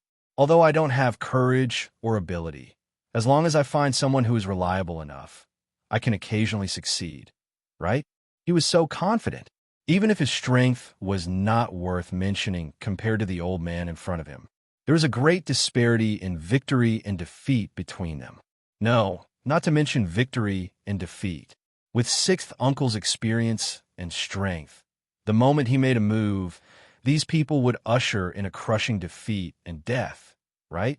But it didn't matter. If he didn't have the courage, he would give the courage to someone with courage. If he didn't have the ability, he would find someone more suitable than himself. If he couldn't win, then he would leave the victory and defeat in the hands of others. Now, I leave the victory and defeat in sixth uncle's hands. At this moment, the young man who represented the Doomsday faction and all the mixed races raised his eyes and asked, "So, are you satisfied with this reason?" Now, the hut in the forest was no longer the only one who was fearless in the face of Lin Wei. Even without the help of the dojo and the strong masters of the ivory tower, it didn't matter. Those were just icing on the cake. From the beginning, when he came here as the messenger of his teacher and the messenger of the Doomsday faction, he was no longer purely representing himself.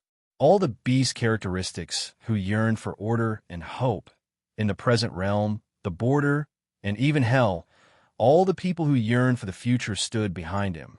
He was afraid of death, but he was not afraid of failure and war, because the conflict between the two sides was never on the same level. War under the sun was not the same as fighting in the dark.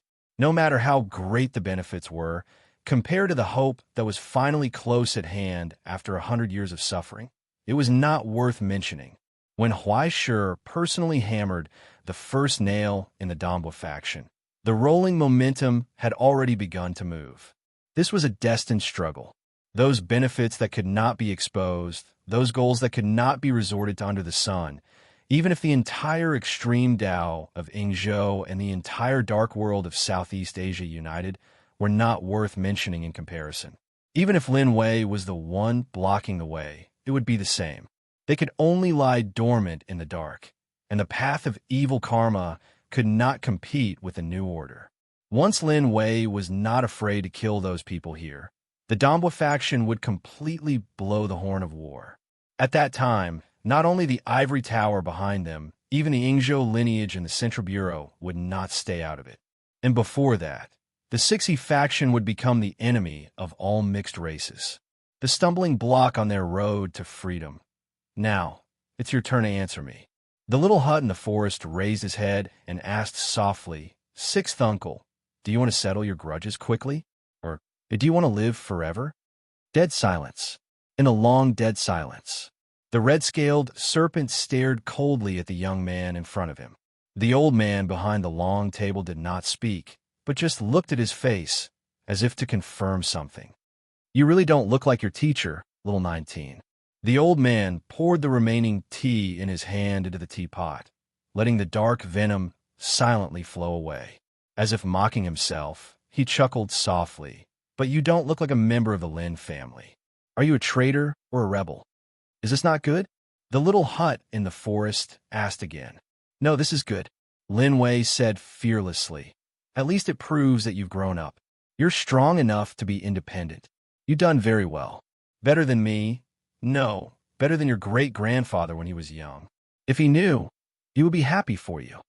"Will sixth uncle be happy for me?" "Not at all." The old man sighed regretfully. "When I think of such a freak and variable in the family, I want to kill you even more. I should have done it earlier." That kind of killing intent was genuine. It was as if he had witnessed the birth of a black sheep. He had witnessed the birth of a disaster. It was so vicious and so regretful. With such talent and determination, why couldn't he use it for the right way?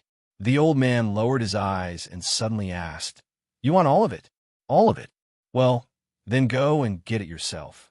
In the shadow of the dissipating serpent, the old dragon of the Six He Society said indifferently, "I'll give you a chance. How much you can get depends on your own ability." The little hut in the forest's face froze and immediately became cold. "Sixth uncle, are you questioning my determination?"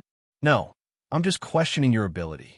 Linway was not afraid and said coldly, "You have to let others see if your ambition is worthy of what you say. This is your problem." He said, "Do your own thing. Take care of your own mess." The old man waved his hand coldly and threw a box from the other end of the long table. It fell in front of him, rolled, opened, and something wrapped in brocade rolled out. The little hut in the forest froze in place. He couldn't believe it and didn't understand what had happened. Rules are rules. This is the last principle I'll teach you as sixth uncle. If I can't kill you, I've already lost. The old man propped himself up with his walking stick and looked at him one last time. He turned and left. The darkness rolled and dissipated. For most people, it was as if they had just had a long nightmare.